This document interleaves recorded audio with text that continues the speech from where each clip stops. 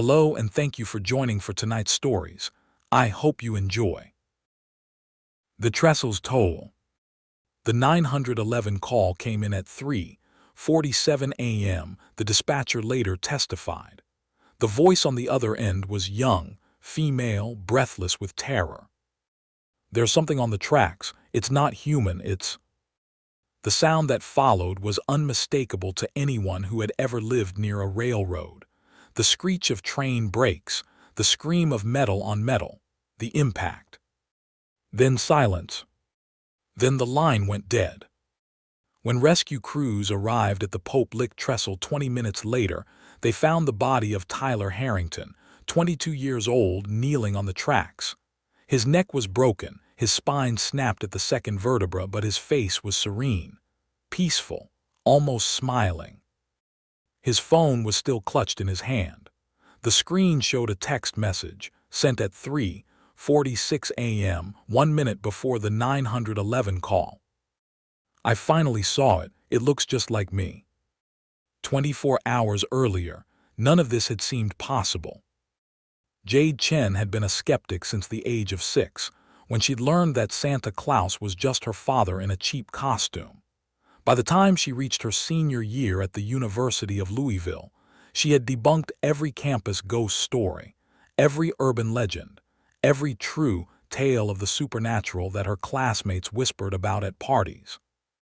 "There's no such thing as ghosts," she would say, her voice carrying the certainty of someone who had never been proven wrong. "There's no such thing as monsters.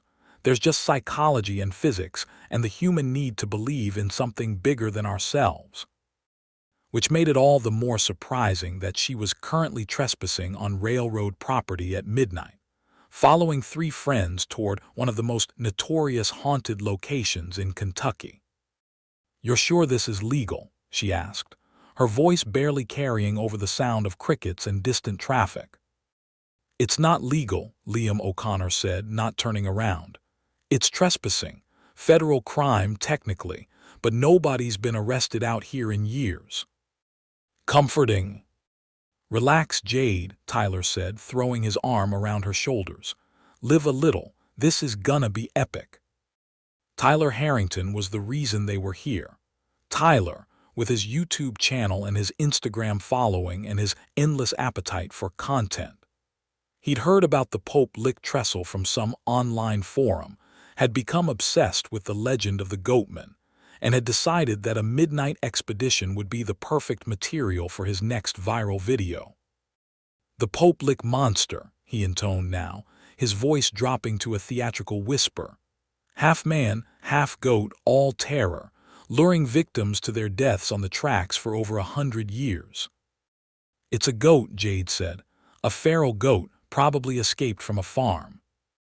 "It's not a goat," Liam said. He was local, had grown up in the shadow of the trestle, and his voice carried the weight of someone who had lost something to the legend. "It's older than goats, older than this country, older than the railroad." "Everything's older than the railroad," Jade muttered. "The railroad's only been here since the 1800s. "The trestle was built in 1869, Liam said, "but the thing that lives here, it's been here since before the Shawnee, before the Mississippians, since the glaciers retreated and left this valley behind." "And you know this how?" "Because my grandfather told me, and his grandfather told him, and his grandfather before that." Liam stopped walking and turned to face them. "The Goatman doesn't just kill you, it makes you choose your death. That's the curse. That's the trap." "Choose your death?" Kara asked. She was the 4th member of their group, a film student who had brought professional-grade camera equipment to document their myth hunt. Her camera was already rolling, the red light blinking in the dark. "It hypnotizes you," Liam said. "Makes you see things, hear things. It finds your weakness, your fear, your desire, and it uses it against you. Makes you walk onto the tracks, makes you lie down and wait for the train." "Or," Tyler said, "it pushes you. Because it's a big scary goat monster, and that's what monsters do." "You don't have to believe me," Liam said quietly. "But when you see it, if you see it, don't look at its eyes, don't listen to its voice. And whatever you do, don't run toward the tracks." They walked the rest of the way in silence. The Pope-lick trestle rose from the darkness like the skeleton of some massive beast. It spanned a deep gorge, the wooden ties and steel rails extending 772 feet across empty space. Below, Pope-lick Creek flowed through the valley, the water black and silent in the moonlight. "Jesus," Kara whispered, her camera tracking upward. "It's bigger than I thought." "Tallest trestle in the state," Liam said, 90 feet to the creek bed. "And we're climbing this?" Jade asked. "We're walking it," Tyler corrected. "There's a maintenance walkway, see." He pointed to a narrow catwalk that ran along one side of the structure, barely 2 feet wide with a flimsy chain-link fence on the outer edge. "That's not a walkway, that's a suicide invitation." "Come on, Jade, where's your sense of adventure?" "I left it in my other personality." But she followed them. Of course she did, because that's what you do when you're 22 and your friends are doing something stupid. You follow them. You tell yourself you'll be the voice of reason, the one who keeps them safe. You don't realize that reason has no power here. They climbed the embankment to the trestle, their flashlights cutting through the darkness. The structure loomed above them, rusted and ancient, the wood silvered by decades of weather. "When's the next train?" Kara asked. "Not until morning," Liam said. "We're safe for now." Famous last words. They stepped onto the trestle. The maintenance walkway was even narrower than it had looked from below, the chain-link fence swaying gently in the breeze. Below them, the gorge yawned open like a mouth. "Don't look down," Tyler advised, already 10 feet ahead. Too late.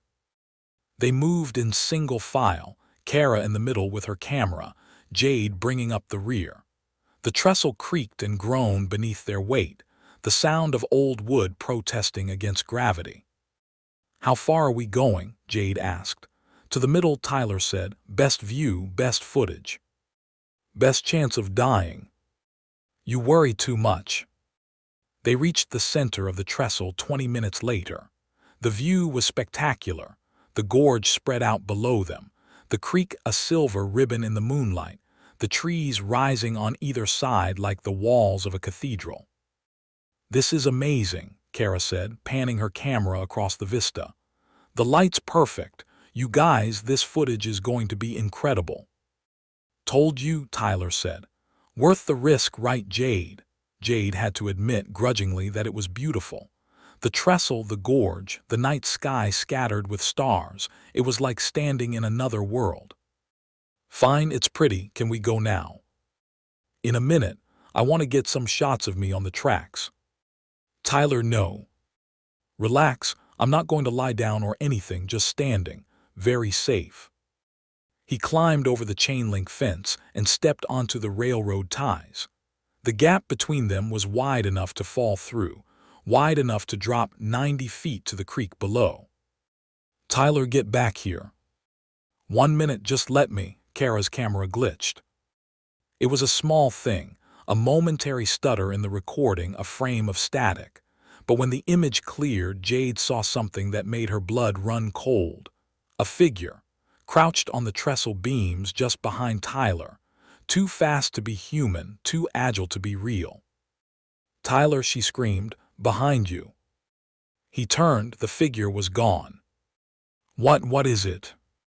"There was something," Jade pointed, her hand shaking. "On the beams behind you." "Where?" "It's gone now, but I saw it. Kara, tell me you got that on camera." Kara was staring at her camera's playback screen. I don't know. There's something here, but it's..." She turned the camera around. The screen showed a blur, a streak of motion, too fast to resolve into anything recognizable. "Probably a raccoon," Tyler said, climbing back over the fence. "Or a possum.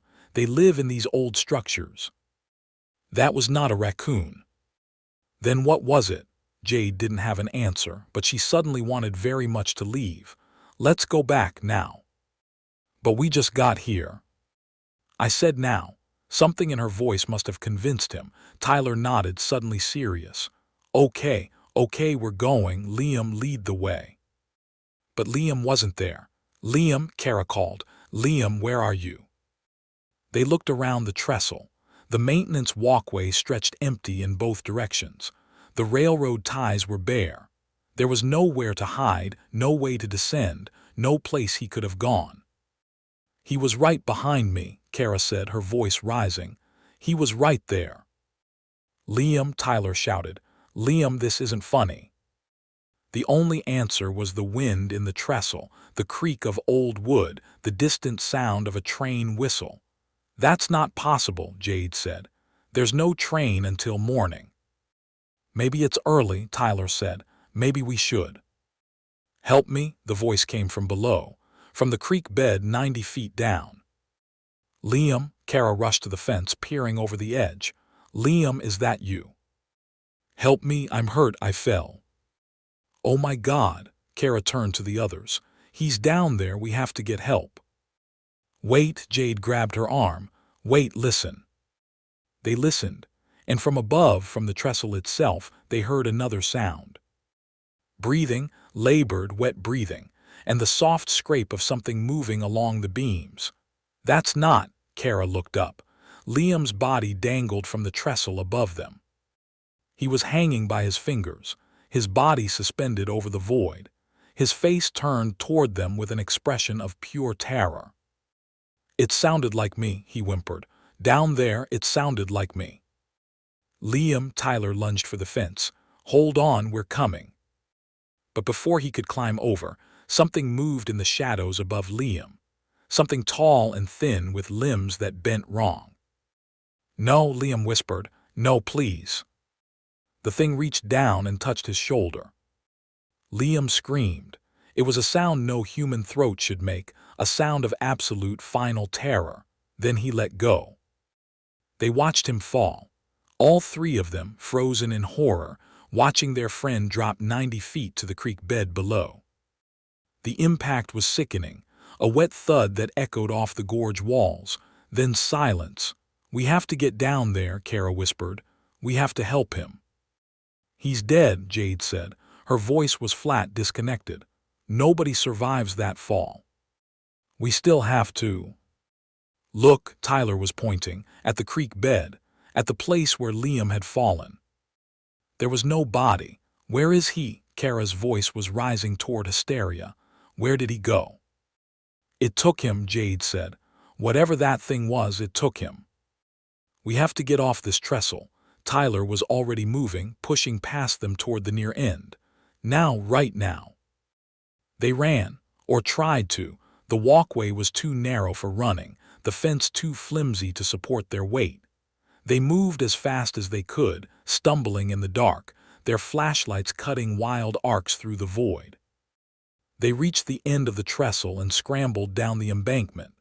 Tyler's car was parked on the access road, half hidden by trees. Keys, Jade gasped. Tyler, keys. He fumbled in his pockets, his hands shaking so badly he dropped them twice. Finally, he got the door open, and they piled inside. Drive, Kara said. Just drive. Tyler started the engine. The headlights cut through the darkness, illuminating the dirt road ahead. He drove for 5 minutes. 10. The road should have led back to the highway, back to civilization, back to safety. Instead, it led back to the trestle. No, Tyler whispered. No, no, no. They were right back where they started. The trestle loomed above them, its skeletal structure black against the sky. That's impossible, Jade said. We were driving away. We were. Tyler's phone rang. The sound made them all jump. Tyler looked at the screen and his face went pale. It's Liam, he whispered. It's Liam's number. Don't answer it, Kara said. It might be him. He might have survived. He's dead, Tyler. We saw him fall. The phone continued to ring, 3 times, 4. Tyler answered. Liam. The voice that came through the speaker was Liam's, but wrong, slow and distorted like a recording played at the wrong speed. It wants us to run. The train's coming. You gotta pick who gets left behind. Liam, where are you? What happened? Pick who gets left behind. That's the game, that's the toll. One for the trestle, one for the train, one for the goatman. Liam, I don't understand. It's singing now, can't you hear it? The train is singing. Behind them in the distance the train whistle blew again, closer this time, much closer. The trestle loops, the voice on the phone said. It always loops, until you choose, until you pay the toll. The line went dead. Drive, Jade said. Tyler, drive. Where? The road just brings us back. Then drive somewhere else, off-road, through the trees, anywhere. Tyler put the car in drive and floored the accelerator. The wheels spun on dirt, then caught, and they shot forward. He aimed for the gap between two trees, hoping to break through to the field beyond. The car hit something, a root, a rock, something solid, and bounced, the suspension screaming. Then they were through, bouncing across rough ground, branches scraping the sides of the car. It's working, Kara said. We're getting away. But the trestle was still visible in the rearview mirror, still behind them, still waiting. Faster, Jade said. I'm going as fast as I can. Behind them something moved in the trees, something keeping pace with the car, moving with impossible speed. It's following us, Kara whispered. Oh God, it's following us. Don't look back, Tyler said. Just don't look back. But Jade looked. She couldn't help herself. In the moonlight, running on two legs but moving like an animal, was the goatman. It was taller than a man, its limbs elongated and jointed wrong. Its head was wrong too, not quite goat, not quite human, but something between, something older. And its eyes. Its eyes glowed in the dark. Not red, not yellow, but a pale, sickly white, like moonlight reflected in stagnant water. Don't look at its eyes, Liam had said. Don't listen to its voice. Too late. Jade felt something shift in her mind, a door opening, a song beginning.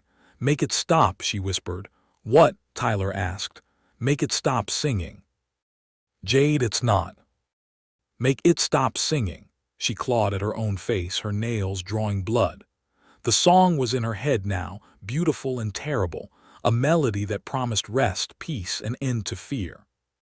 All she had to do was step onto the tracks. Jade, stop. Kara grabbed her arm. What are you doing? I have to go, I have to make it stop. She was reaching for the door handle, trying to open it while the car was still moving. Tyler, help me. Tyler reached back, grabbing Jade's other arm. Hold her, don't let her open the door. I can hear it, Jade sobbed. I can hear it singing, it's so beautiful, I just want to make it stop. Don't listen, Kara said, don't listen to it. I have to go to it. She was stronger than she looked, stronger than she should be. She wrenched free of Kara's grip and grabbed the door handle. The car hit a bump, the door swung open. Jade tumbled out, rolling across the ground. Jade, Tyler slammed on the brakes. The car skidded to a stop and he was out, running back to where she lay. She was already standing, already walking, moving toward the trestle with slow, deliberate steps. Jade, stop. She didn't stop, she didn't even turn. She just kept walking, her face serene, her eyes fixed on something only she could see. The train whistle blew again, close now, very close. Jade, please, Tyler tackled her. They went down together, rolling in the dirt. He pinned her arms, holding her down. Let me go, she said. Her voice was calm, reasonable. I have to go, it's calling me. No, I'm not letting you go. Tyler, she looked at him and for a moment her eyes were clear. Tyler, it's okay, I want to go, I choose this. You don't know what you're saying. I do, I finally understand. The goatman doesn't take you, it shows you the way. It shows you what you really want. She smiled, and it was the most beautiful, terrible thing Tyler had ever seen. I want to stop being afraid, Tyler. I want to stop doubting. I want to believe in something. You can believe in something without dying. But this is better, this is perfect. She moved, fast, faster than any human should move. She threw him off and was on her feet, running toward the trestle. Jade, no. The train appeared around the bend. It was moving fast, its headlight cutting through the darkness like a blade. The engineer must have seen her. The whistle screamed, the brakes shrieked, but it was too late. Jade stepped onto the tracks. She was smiling. The impact was lost in the noise of the train, the screech of brakes, the scream of metal. When the train finally stopped, when the silence returned, there was nothing left to find. Just a single shoe lying on the gravel beside the tracks, and in the distance the sound of something laughing, something that sounded almost like a goat, almost like a man, almost like a god. They sat in Tyler's car for an hour, unable to move, unable to speak. Kara was crying silently, her camera clutched in her lap like a talisman. Tyler stared at the steering wheel, his hands shaking, his mind blank. 2 friends dead, in one night, in 1 hour. We have to go back, Kara finally said. Go back where? To the trestle. We have to find Liam's body, we have to do something. Liam's body is gone, you saw it, the thing took him. Then we have to find the thing, we have to. We have to leave. Tyler's voice was flat dead. We have to get in this car and drive and never come back. We can't just leave them. They're dead, Kara. Jade is dead. Liam is dead. And if we don't leave, we'll be dead too. But the footage. Fuck the footage. Tyler slammed his hand against the steering wheel. This isn't a video, this isn't content, this is real, they're really dead. Kara flinched. I know they are, but... But what? But I saw something on the camera before Jade, before she ran. She turned on the camera, her fingers trembling. The screen flickered, then displayed the playback. Look right here. She froze the frame. It showed the trestle, the night sky, the trees, and in the corner, barely visible, a shape. What is that? Tyler leaned closer. I don't know, but look at the next frame. She advanced the video. The shape was clearer now, tall, thin, standing on the trestle beams. Its eyes were glowing, 2 points of pale light in the darkness. The goatman, Tyler whispered. Keep watching. She advanced again, and again. The figure was moving, climbing down from the trestle, approaching the car. It's getting closer, Kara said. Frame by frame, it's getting closer. How close does it get? She advanced to the last clear frame. The goatman was right outside the car window, its face pressed against the glass. Its eyes were looking directly into the camera. Oh my God, Tyler breathed. There's more. After this, the camera glitches, but when it comes back... She advanced past the static. The image cleared. The goatman was gone, but in its place, written on the window in what looked like condensation, were 3 words. One more toll. What does that mean? Kara asked. It means, Tyler said slowly, that it's not done with us. Jade was one, Liam was. I don't know what Liam was, but it wants one more. One more what? One more death, one more sacrifice, one more toll for the trestle. They sat in silence, the weight of the words pressing down on them. We have to choose, Kara said finally. That's what Liam said, on the phone. We have to pick who gets left behind. I'm not choosing. I'm not sacrificing anyone. Then we both die. Maybe, or maybe we find another way. What other way? Tyler didn't answer. He was looking at the trestle, visible through the trees, at the structure that had stood for 150 years, that had claimed countless lives, that was older than the railroad and perhaps older than the country itself. The trestle loops, he said. That's what Liam said, it loops until you choose. So maybe the choice isn't who dies. Maybe the choice is something else. Like what? Like, he turned to her and his eyes were different, clearer, more focused. Like how we face it, like whether we run or stand, like whether we let it make us victims or something else. You're not making sense. I'm making perfect sense. He started the car. We're going back to the trestle. Are you insane? That's exactly what it wants. I know, that's why we're going. He put the car in drive and turned toward the trestle. Tyler, stop, please. No, I've been running my whole life, Kara, from responsibility, from consequences, from everything that scared me. He gripped the steering wheel, his knuckles white. I'm not running anymore. They drove in silence. The trestle grew larger in the windshield, its structure black against the slowly lightening sky. Dawn was coming, but it wasn't here yet. The last train of the night, Tyler said. It'll be coming soon, that's when it happens. That's when it takes its toll. How do you know? I just know. He parked at the base of the trestle and got out of the car. Kara followed, her camera in her hands, recording everything. What are we doing? She asked. Waiting. For what? For it to show itself, for the game to begin. They waited. The sky turned from black to gray to pink. The birds began to sing, and in the distance they heard the train whistle. Here it comes, Tyler said. The goatman appeared at the top of the trestle.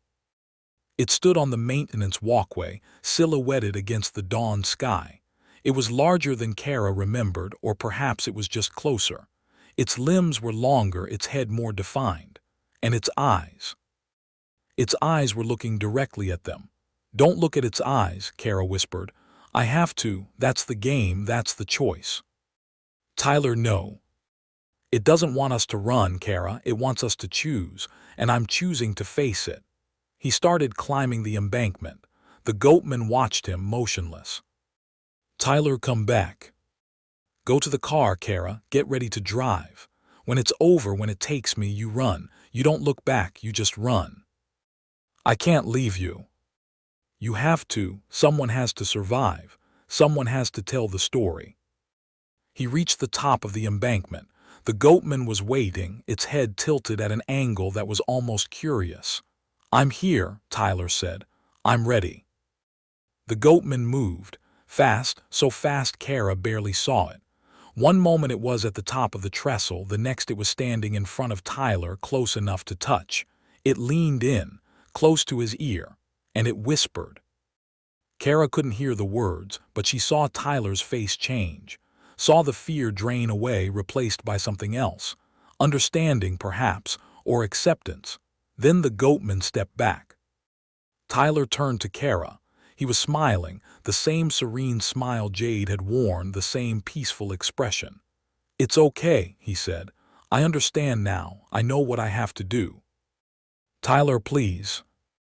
Thank you, Kara, for being my friend, for coming with me, for everything.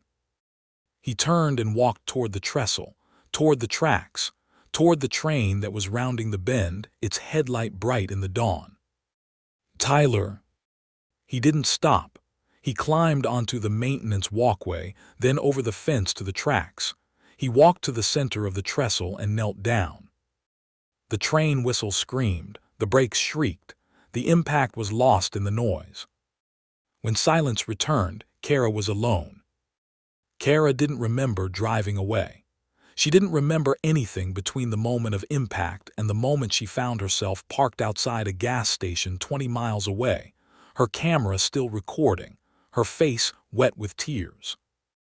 She had survived. She was the only one. The camera showed it all. Every moment, from the first step onto the trestle to Tyler's final walk. She watched the footage 3 times, looking for something she had missed, some clue that would explain what had happened. She found it on the 4th viewing.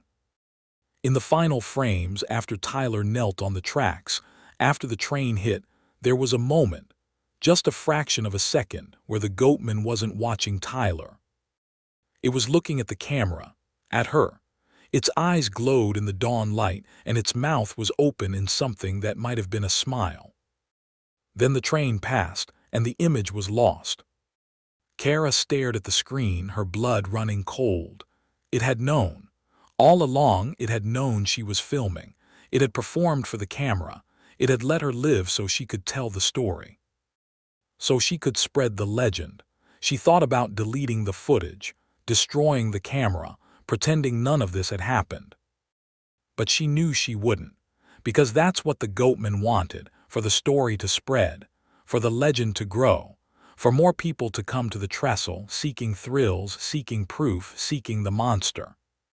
And when they came, it would be waiting. One toll at a time. The news report played 3 days later. Another body has been found at the Pope Lick Trestle, the anchor said, her face serious. The victim, identified as 24-year-old Marcus Webb, appears to have fallen from the structure. Police are investigating, but preliminary reports suggest suicide. The image cut to footage of the trestle, police tape fluttering in the wind. Webb's phone was recovered at the scene, the anchor continued. The last text message sent from the device has puzzled investigators. The screen displayed the message. "I finally saw it, it looks just like me." Police have no comment on the similarity between this message and those sent by previous victims, the anchor said. But locals are already calling it the work of the Pope Lick monster. The screen cut to an interview with an elderly man standing at the base of the trestle. "It's the Goatman," he said, his voice trembling. "It's always been the Goatman, and it always will be." The report ended, the screen went black. Then for just a moment something appeared, a shape in the darkness, 2 glowing eyes. And a voice barely audible, "One more toll." The screen went truly black, and in the silence the sound of a train whistle far away. Getting closer. The Pope Lick Trestle had stood for over 150 years, spanning the valley where Pope Lick Creek flowed through the Kentucky hills. Built in 1869 by the Louisville and Nashville Railroad, it was an engineering marvel of its time, 772 feet long, 90 feet high, constructed of wood and iron and ambition. But the trestle had a history that predated the railroad, a history that predated the United States, a history that stretched back to the first people who walked this land. The Shawnee had called this place the Crossing. They had built their villages nearby, had hunted in these hills, had buried their dead in these valleys, and they had known about the thing that lived here. They called it the Jumper, the one who leaped between worlds, the one who collected souls. The Shawnee shamans had tried to bind it, had performed rituals, spoken words of power, created barriers of spirit and will. They had succeeded partially. The Jumper was trapped, bound to the valley, unable to roam free. But it could still hunt, still feed, still collect its toll. When the railroad came, the Jumper saw opportunity. The trestle was a perfect trap, a place where humans walked in the open, exposed, vulnerable, a place where fear was common and death was sudden. The first death was in 1870. A railroad worker named Samuel Jenkins found on the tracks with his neck broken. The official report called it an accident, a fall, a tragic mishap. But the other workers knew. They had heard the stories, seen the shadows, felt the eyes watching from the dark. More deaths followed, dozens in the first decade, hundreds over the next century. The railroad tried to keep the trestle closed, to fence it off, to warn people away. But the Jumper was clever. It learned to call to people, to whisper in their dreams, to make them want to come, to make them need to see. The legend grew. The Goatman, they called it, half man, half goat, all terror, a monster that lured victims to their deaths on the tracks. But it wasn't a goat, it never had been. It was older, stranger, something that had never been human, never been animal, but something in between, something that fed on choice. On the moment when a human decided to die, that was its power, its curse. It couldn't kill directly, couldn't push or pull or force. It could only make you choose. And humans, it had learned over the centuries, were very good at choosing death. Kara Brennan didn't sleep after the 101st night. She tried. She took pills, drank tea, did meditation exercises she found on the internet. But every time she closed her eyes, she saw them. Tyler kneeling on the tracks, Jade stepping into the train's light, Liam falling from the trestle. And the Goatman, always the Goatman, watching, waiting, collecting. She spent 3 days in the hospital, sedated and monitored. The doctors called it acute stress reaction. They didn't believe her when she talked about the creature, about the hypnosis, about the choice. Trauma can cause false memories, the psychiatrist explained. Your mind is trying to make sense of a terrible experience. It's creating a narrative to explain what happened. It wasn't a narrative, Kara said. It was real. The police found no evidence of a creature. No tracks, no hair, no physical evidence at all. Just 3 dead kids and 1 survivor who can't accept what happened. They were murdered. They were victims of a tragic accident, a train collision. Then why was Tyler kneeling? Why did Jade smile? The psychiatrist had no answer for that. Kara was released on the 4th day. She went home to her apartment in Louisville, to her empty rooms and her silent phone. She had no family to call, no friends to comfort her, just the footage on her camera and the memories in her head. She watched the footage every night, frame by frame, looking for something she had missed, some clue, some explanation. She found it on the 7th viewing.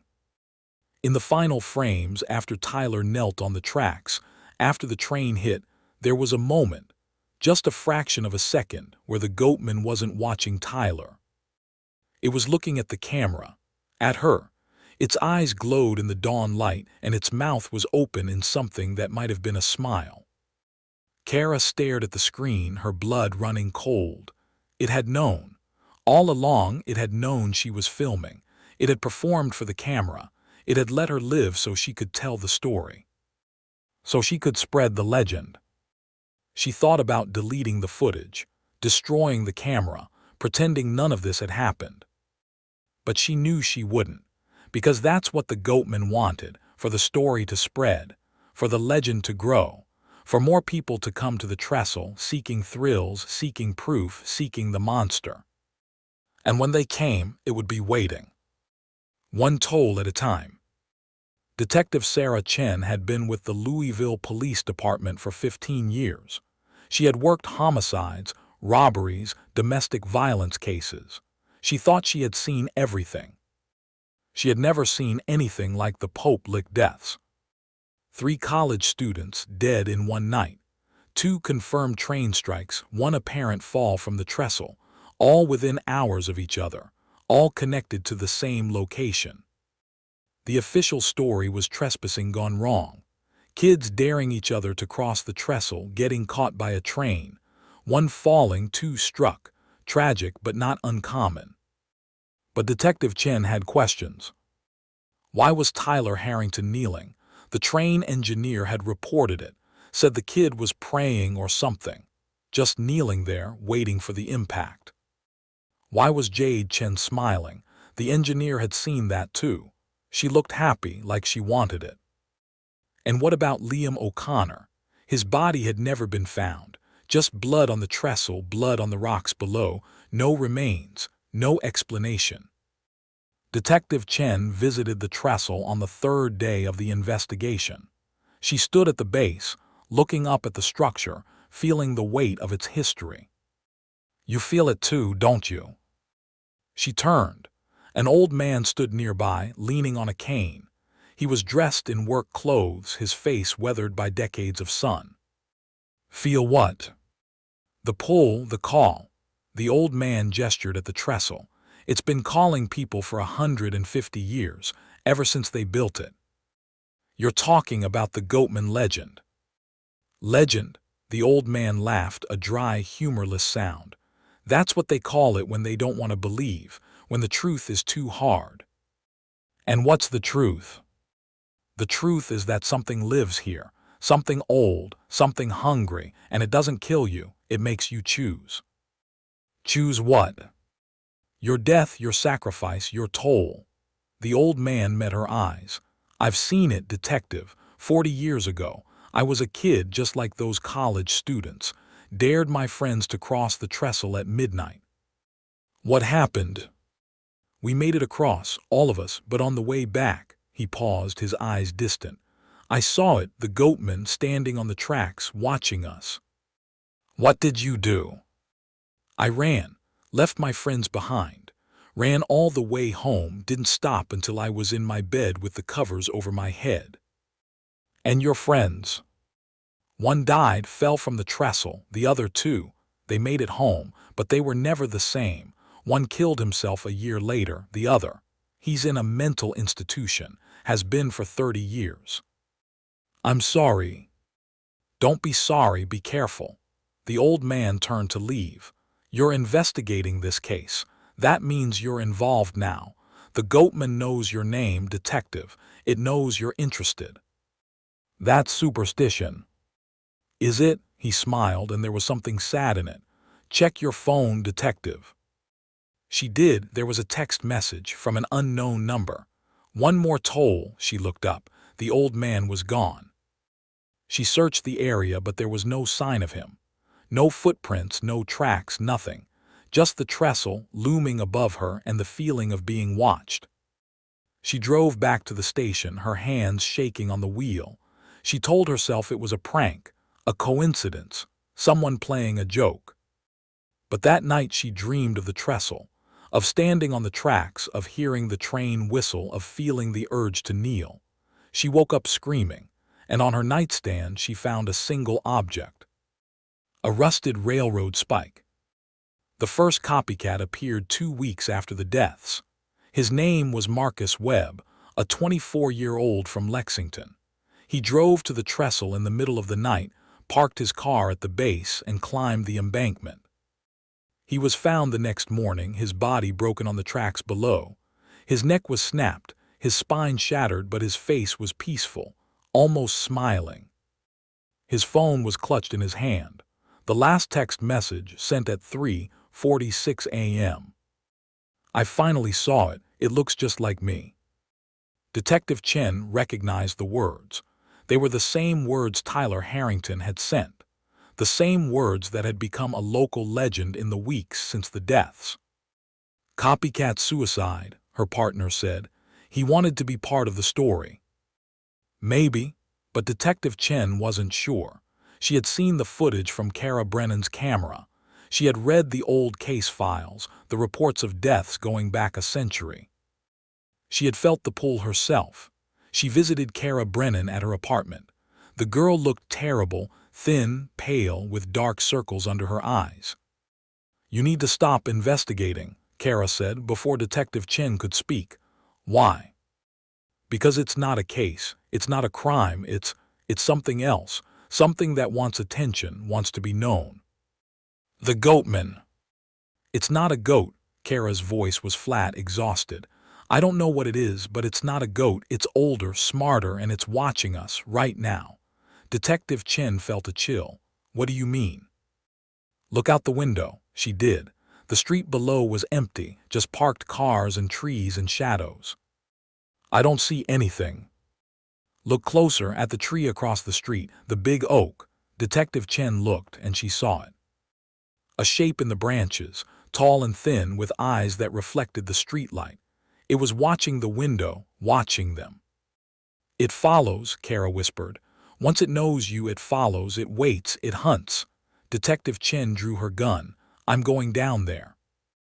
No, Kara grabbed her arm. If you go out there, you'll die. You'll choose to die, that's what it does, it makes you choose. I'm not going to choose to die. Neither did Tyler, neither did Jade, neither did any of them, but they did it anyway. Detective Chen looked back at the window. The shape was gone. It's playing with us, Kara said. It wants us to know it's there, wants us to be afraid. Fear makes the choice easier. What choice? The choice to end it, to stop the fear, to find peace. Kara laughed, a broken sound. It offers peace, detective. That's the bait. Peace from the fear, peace from the knowing. All you have to do is step onto the tracks. Detective Chen put her gun away. What do? We don't go to the trestle, we don't think about it, we don't talk about it, we try to forget. And if we can't forget, then we die. Detective Chen tried to forget. She threw herself into her work, taking on new cases, filling her days with activity. She avoided the news, avoided the internet, avoided anything that might remind her of the trestle. But at night she dreamed. She dreamed of standing on the tracks, of feeling the vibration of the approaching train, of hearing the whistle scream. She dreamed of the goatman, standing at the edge of the trestle, watching her with glowing eyes. She dreamed of kneeling. She woke up every morning with her knees aching, as if she had been kneeling for hours. She knew she was being called, knew that the thing from the trestle wanted her, that it had marked her, chosen her, was waiting for the right moment. She resisted for 3 months. Then on a Tuesday in December, she received a package. It was waiting on her desk when she arrived at work. No return address, no postage stamp, just her name, written in a handwriting she didn't recognize. Inside was a camera, an old film camera, the kind used for documentaries, and a note. "The truth is in the footage. Watch it, then come." She knew she shouldn't, knew that watching the footage was exactly what the goatman wanted. But she couldn't help herself. She took the camera home. She found a projector, set it up in her living room. She loaded the film and turned off the lights. The footage was old, grainy, black and white. It showed the trestle, not the trestle of today, but the trestle of decades ago. The wood was newer, the iron less rusted, but the structure was the same. A figure appeared on the tracks, a man dressed in work clothes. He was walking slowly, deliberately, toward the center of the trestle. He turned to face the camera, and Detective Chen saw his face. It was the old man from the trestle, the one who had warned her, the one who had disappeared, but he wasn't old in the footage, he was young, maybe 20, and his eyes were glowing. "I choose," he said, his voice clear despite the age of the film. "I choose to pay the toll." He knelt. The train hit him. The footage continued, showed the aftermath, the body, the blood, the goatman standing on the trestle looking at the camera. It smiled. Then the film ended. Detective Chen sat in the darkness, shaking. She understood now. The old man hadn't escaped. He had been chosen 40 years ago, had somehow survived, but the goatman had never let him go. It had been playing with him, waiting, until he led someone else to the trestle. Until he led Detective Chen. She knew what she had to do. She had to destroy the camera, destroy the footage, break the chain. But when she stood up, she found she couldn't move.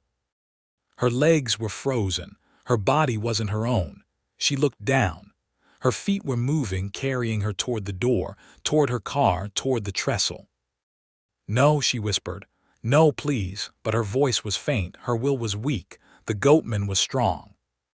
She drove to the trestle in a daze. The night was dark, the moon hidden behind clouds.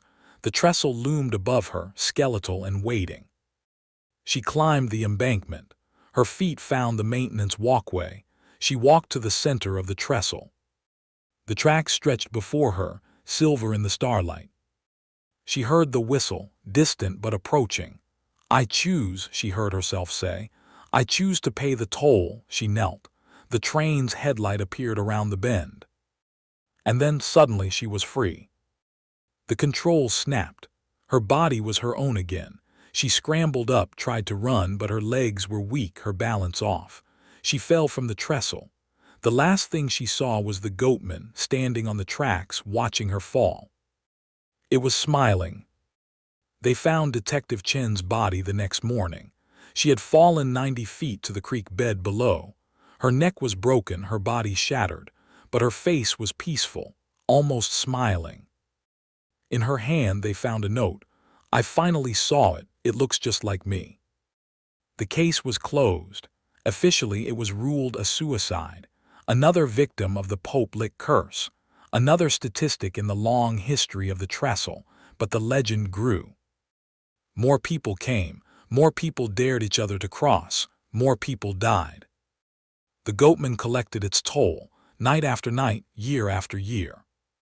And Kara Brennan, the only survivor, sat in her apartment and watched the footage. She knew the truth, knew that the goatman wasn't a legend, wasn't a ghost, wasn't even a monster. It was a god. An old god, a hungry god, a god that fed on choice, and it was never going away. She picked up her phone, dialed a number. "Hello," a young voice, a student. "Who is this?" "My name is Kara Brennan. I have a story to tell you, about the Pope-licked trestle, about the goatman, about how to survive." Survive? Yes, there is a way to see it and live, a way to choose and survive. How? You have to choose not to die. You have to choose to live, even when it shows you peace. Even when it shows you the end of fear, you have to choose to be afraid. I don't understand. You will. Kara looked at the window, at the shape in the tree outside. You're going to the trestle tonight, aren't you? How did you know? Because it told me. It wants me to warn you, wants me to be part of the story. Should I go? That's your choice, but if you do, don't look at its eyes, don't listen to its voice, and whatever you do, don't kneel. She hung up. Outside, the goatman watched, waiting, always waiting. For the next toll. For the next choice. For the next soul. The thing that lived beneath the Pope-licked trestle had not always been a monster. Long ago, before the Europeans came, before the Shawnee, before the Mississippians, there had been a people who lived in this valley. A people who had worshipped the land, the water, the sky. They had known about the crossing, the place where the worlds touched, where the veil between the living and the dead was thin. They had built a shrine there, a place of power, a place where they could communicate with the spirits, with the ancestors, with the gods. But something else had answered. Something old, something hungry, something that had been waiting since the beginning of time for a door to open. It had come through, had taken a host, a shaman who had sought power, who had opened the door too wide, who had invited it in. The shaman had been consumed, his body transformed, his mind destroyed, and in his place stood something new. Something that was not human, not animal, not spirit. Something that fed on choice, on the moment when a living being decided to die, to sacrifice themselves, to offer their life to the darkness. The people had tried to destroy it, had fought it, bound it, trapped it in the valley. But they couldn't kill it, couldn't send it back, could only limit its power, restrict its range, prevent it from roaming free. They had succeeded partially. The creature was bound to the valley, to the crossing, to the place where the worlds touched. But it could still hunt, still feed, still collect its toll. And when the railroad came, when the trestle was built, it found a new way to hunt. The trains brought fear. The height brought vulnerability. The isolation brought opportunity. The creature adapted, learned to call to people, to whisper in their dreams, to make them want to come. It became the goatman, the legend, the monster, but it was still the same thing, still hungry, still waiting, still collecting. And it would continue forever. Until the trestle fell, until the train stopped, until the last human forgot. But humans had short memories, and the trestle was strong. The goatman would hunt. Forever. Over the years, the goatman had collected many tolls. Some were quick. A moment of fear, a loss of balance, a fall from the trestle. The creature fed on the terror, the shock, the sudden end. Some were slow. Weeks, months, years of dreams and whispers and suggestions. The creature cultivated these, nurtured them, watched them grow. Some were willing, people who came to the trestle seeking death, seeking escape, seeking peace. The goatman didn't discriminate, it fed on all of them. The willing and the unwilling, the prepared and the surprised. It kept them, not their bodies, those were destroyed, consumed, scattered, but their souls, their essences, the part of them that had made the choice. It kept them in the dark beneath the trestle, in the space between the worlds, in the place where it lived. They were its collection, its trophies, its proof of power. Hundreds of them, thousands maybe over the centuries. All waiting, all watching, all part of the goatman now. And when new victims came, the old ones helped, whispered suggestions, shared their stories, made the choice easier. It's peaceful, they would say. It's beautiful, it's the end of fear. And the new ones would listen, would believe, would choose. The toll would be paid. And the collection would grow. Not everyone who encountered the goatman died. Some resisted. Some refused the choice. Some ran, fought, escaped. The goatman didn't mind, it was patient. It knew that survivors spread the legend, brought new victims, kept the story alive, but it marked them, the survivors, the ones who had seen it and lived. It followed them, watched them, whispered in their dreams. Sometimes, years later, they would return, would find themselves drawn back to the trestle, would stand on the tracks and wonder why, and then they would choose. The goatman was patient. It could wait. There were ways to survive the goatman, ways to encounter it and live, but they were difficult, dangerous, required knowledge and willpower that few possessed. The first was to refuse the choice, to reject the peace it offered, to embrace the fear and the pain and the uncertainty of life. This was hard. The goatman's offer was seductive. The end of fear, the end of pain, the end of struggle. Who wouldn't want that? But to refuse was to survive, to live, to escape.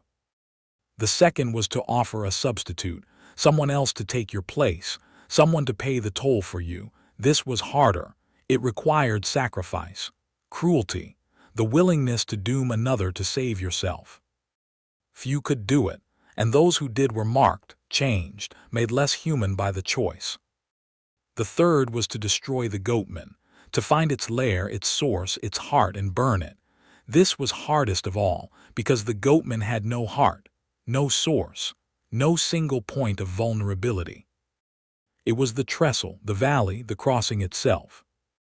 To destroy it would require destroying the land, poisoning the water, burning the forest, and even then it might survive, might retreat, might wait. The goatman was old, patient, resourceful. It had survived for millennia. It would survive for millennia more.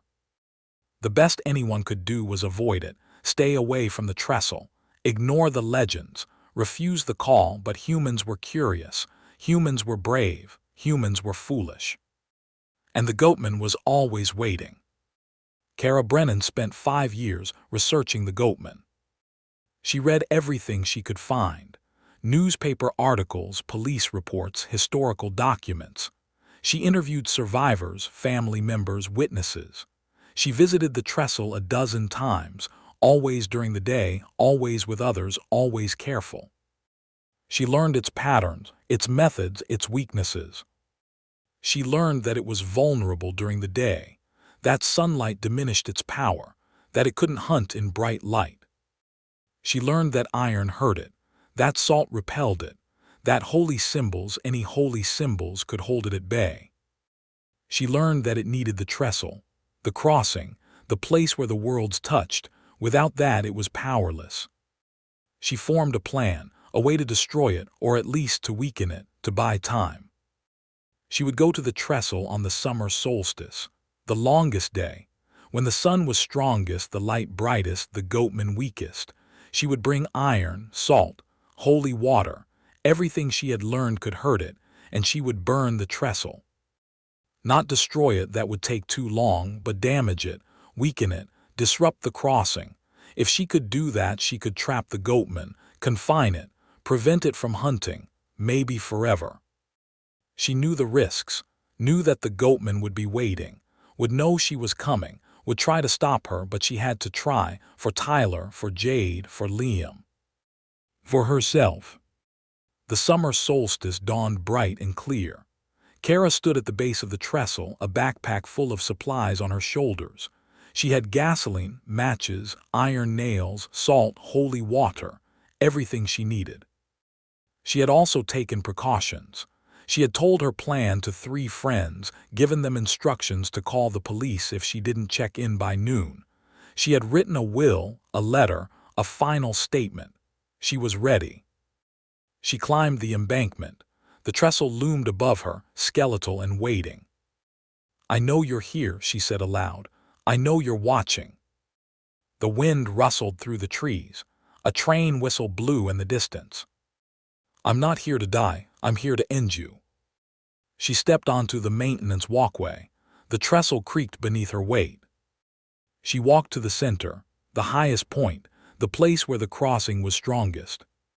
She opened her backpack, took out the gasoline. "You feed on choice," she said, "on the moment when someone decides to die, but I'm not choosing death. I'm choosing life. I'm choosing to stop you." She poured the gasoline, soaked the wooden ties, the iron rails, the structure itself. "You can't stop me," she said. "Not in daylight, not when I'm prepared." The shadows moved. She saw it from the corner of her eye, tall and thin, with glowing eyes. "I see you." She didn't turn, didn't look directly. "I know you're there." The goatman stepped onto the trestle. Its hooves clopped against the wood. "You cannot destroy me," it said. Its voice was the sound of rust and decay. "I am the crossing. I am the valley. I am the space between. I can weaken you, trap you, stop you from hunting." For a time, the goatman moved closer. "But I am patient. I have waited millennia. I can wait longer. Then I'll keep coming back, keep fighting, keep burning." "Will you?" The goatman smiled. "Or will you become like the others, a whisper in the dark, a voice in the dreams, part of me?" "Never." "Never is a long time." Kara took out the matches. "This ends now." She struck one, the flame caught bright and hot. The goatman hissed, stepped back. The light hurt it, weakened it, drove it away. "You cannot burn me," it said. "I am not wood, not iron, not flesh. I can burn your home, your crossing, your bridge between worlds." She dropped the match. The gasoline caught. Flames spread quickly, consuming the ties, the rails, the structure. The goatman screamed. A sound like metal tearing, like wood splintering, like the earth itself crying out. It retreated, fled, disappeared into the shadows. Kara ran, down the walkway, off the trestle, into the safety of the trees. Behind her, the trestle burned. The fire department arrived within minutes. Kara had called them herself before climbing the trestle. She wanted the fire controlled, not catastrophic. They put out the flames, assessed the damage. The trestle was scarred, blackened, weakened, but it still stood. The railroad closed it, condemned it, scheduled it for demolition. Kara was arrested, charged with arson, trespassing, destruction of property. But the charges were dropped. The railroad didn't want publicity, didn't want attention, didn't want people asking questions about the trestle, the legend, the deaths. She walked free, but she knew the truth. The goatman was still there, still waiting, still hunting. The trestle was damaged, not destroyed. The crossing was weakened, not closed. The goatman would recover, would rebuild, would continue. But she had bought time. Months, maybe years. Time for people to forget, to move on, to find other dares, other legends, other thrills. Time for the next generation to grow up without knowing the danger. She had done what she could. The rest was up to others. 20 years later, a new group of teenagers came to the trestle.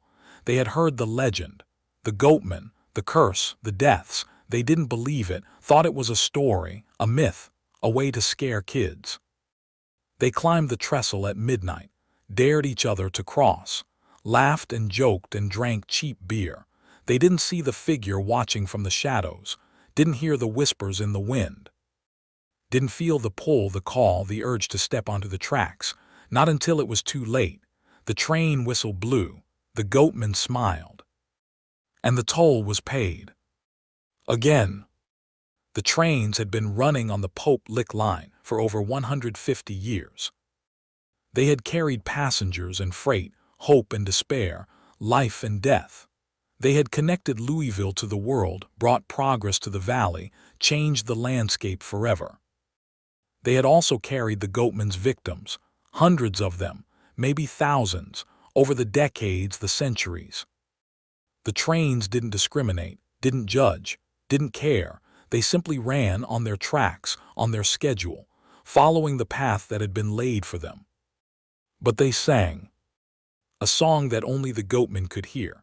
A song of metal and motion, of power and momentum, of life and death. The song called to people, drew them, made them want to step onto the tracks. Made them want to kneel. The train engineers knew, had always known. They spoke of it in the break rooms, the depots, the bars after long shifts. The feeling, the urge, the need to stop the train. They had all felt it. The moment when they saw someone on the tracks, kneeling, waiting, and something inside them wanted to keep going, wanted to hit them, wanted to collect the toll. Most resisted, braked, swerved, saved lives, but some didn't, some gave in. Let the train do what it wanted, what the goatman wanted. They were never the same after. The song stayed with them, in their dreams, in their waking moments, in the silence between trains, calling them back to the trestle, back to the tracks, back to the choice. Some went, some didn't, but all of them remembered. All of them heard the song. Frank Morrison had been a train engineer for 30 years. He had seen things, done things, things that haunted him. But nothing haunted him like the Pope-Lick trestle. He had been running that line for 15 years, had seen the deaths, the accidents, the suicides. Had felt the song. It started subtle, a whisper in the engine's roar, a rhythm in the wheels, then it grew, became words, became a voice. Keep going, it would say. Don't stop, collect the toll. He had resisted, always resisted, had braked when he saw them on the tracks, had saved lives, but he had felt the urge, the desire, the need. And he had wondered, what would happen if he gave in, if he let the train do what it wanted? He never found out, never gave in, never collected the toll. But he thought about it every time he passed the trestle, every time he saw the shadows move, he thought about it. And he was afraid. Sarah Chen had been a train conductor for 10 years. She had heard the stories, the legends, the warnings. She didn't believe them, not really. Until the night she saw the goatman. It was 3 a.m. The train was crossing the trestle.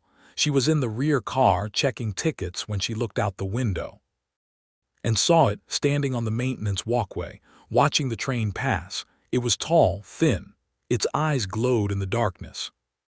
It saw her, smiled, raised a finger to its lips. Quiet, she screamed, dropped her ticket punch, ran to the front of the train. By the time she returned with the engineer, it was gone, but she knew what she had seen, knew that the legends were true, knew that she would never cross the trestle again without fear. She transferred to another line, moved to another state, tried to forget. But she couldn't. The goatman was always there, in her dreams, in her waking moments, in the sound of every train whistle, calling her, waiting for her, for the night she would return, for the night she would choose. David Park had been a passenger on the train that killed Jade Chen. He didn't know her name, didn't know her story, didn't know about the goatman. He just saw her standing on the tracks, smiling, waiting. He screamed, tried to warn the engineer, tried to stop the train. But it was too late.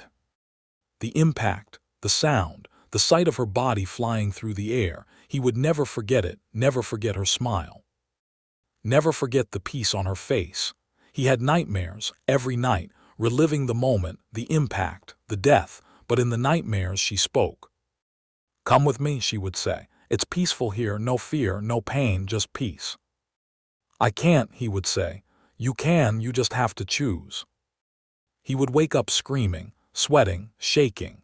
He went to therapy, took medication, tried to forget, but the nightmares continued, and the voice grew stronger.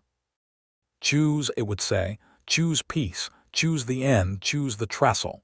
He resisted for months, for years, but eventually he couldn't anymore. He went to the trestle, stood on the tracks, waited for the train, and when it came he smiled, just like Jade, just like all the others. He chose. And the toll was paid. The goatman collected its toll, night after night, year after year, decade after decade. The trestle stood, the trains ran, the legend grew, people came, dared each other, sought thrills, sought proof. Some survived, most didn't.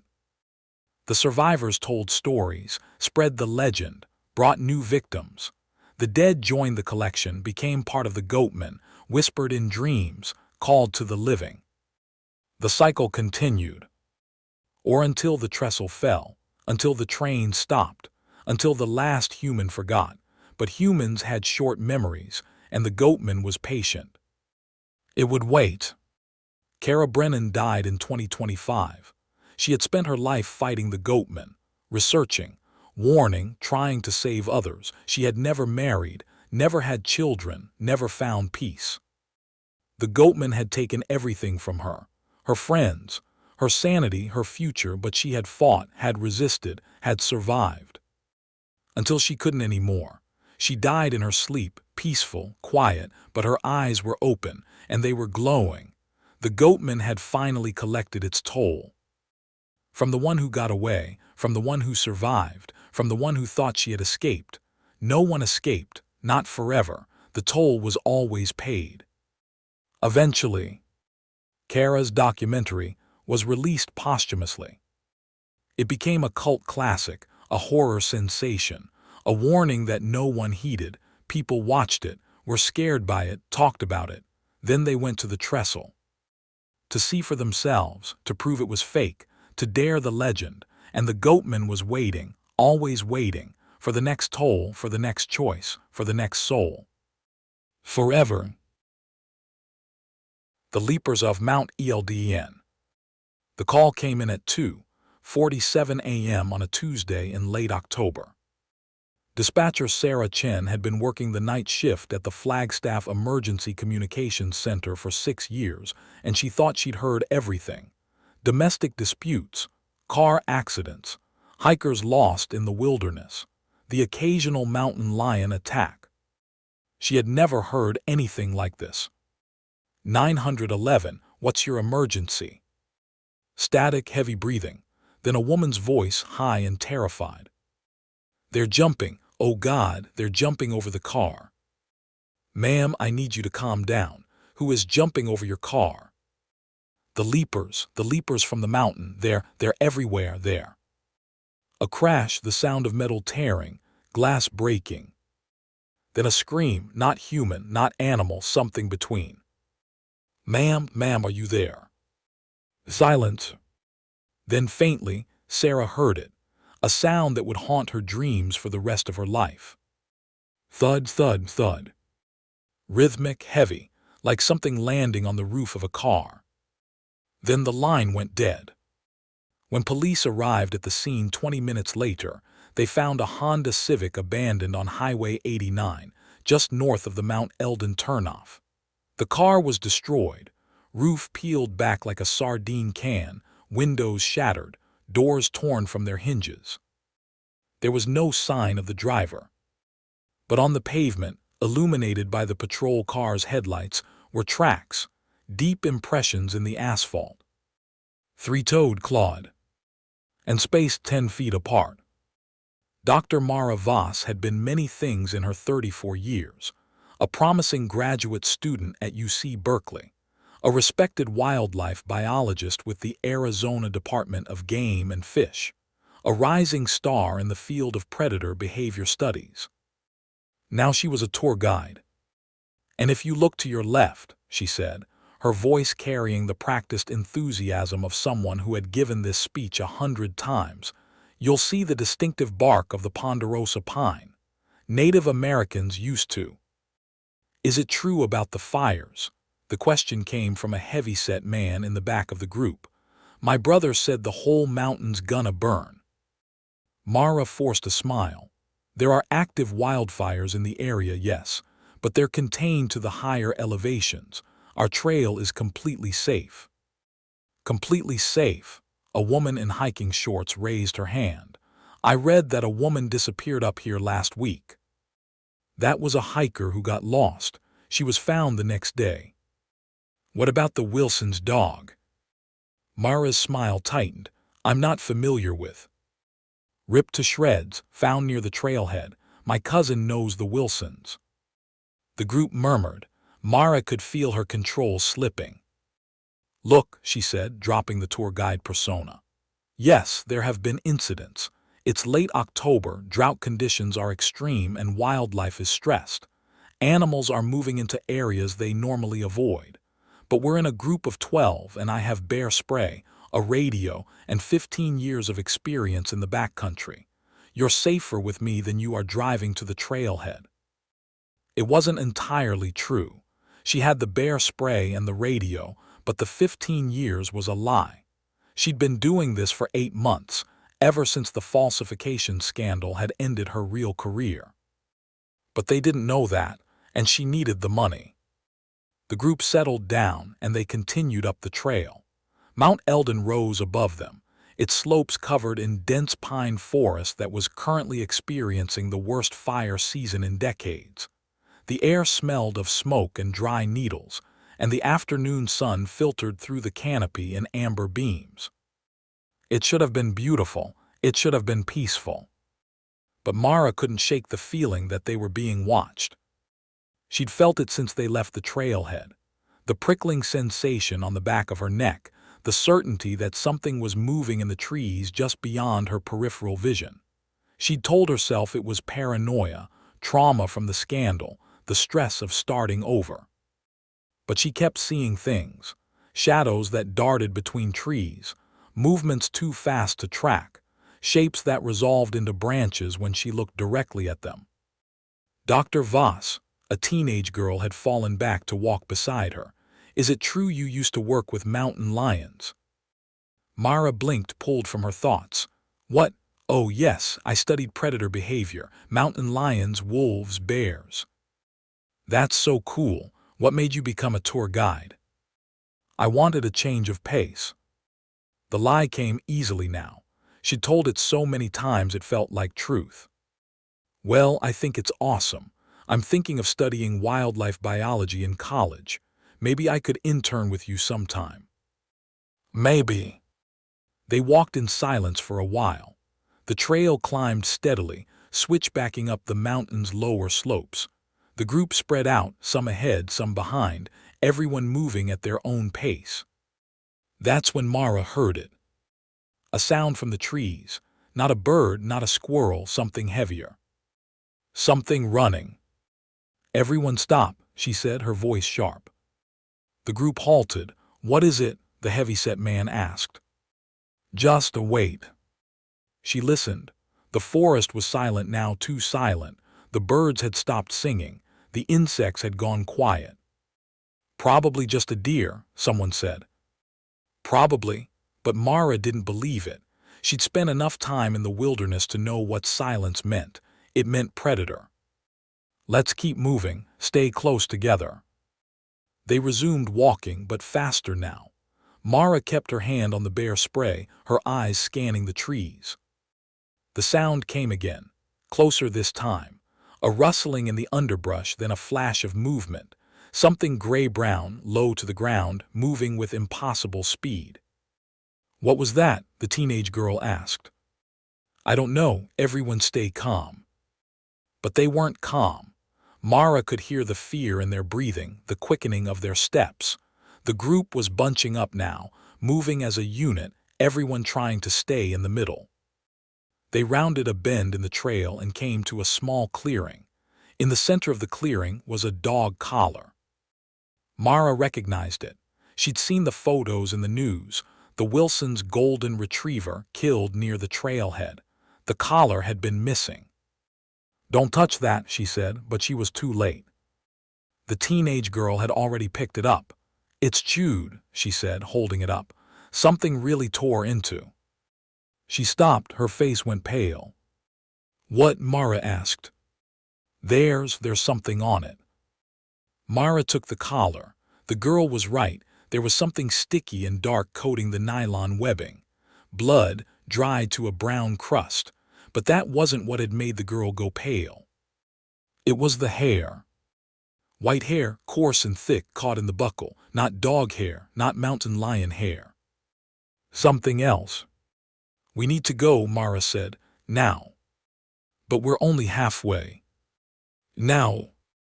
She turned and started back down the trail, herding the group ahead of her.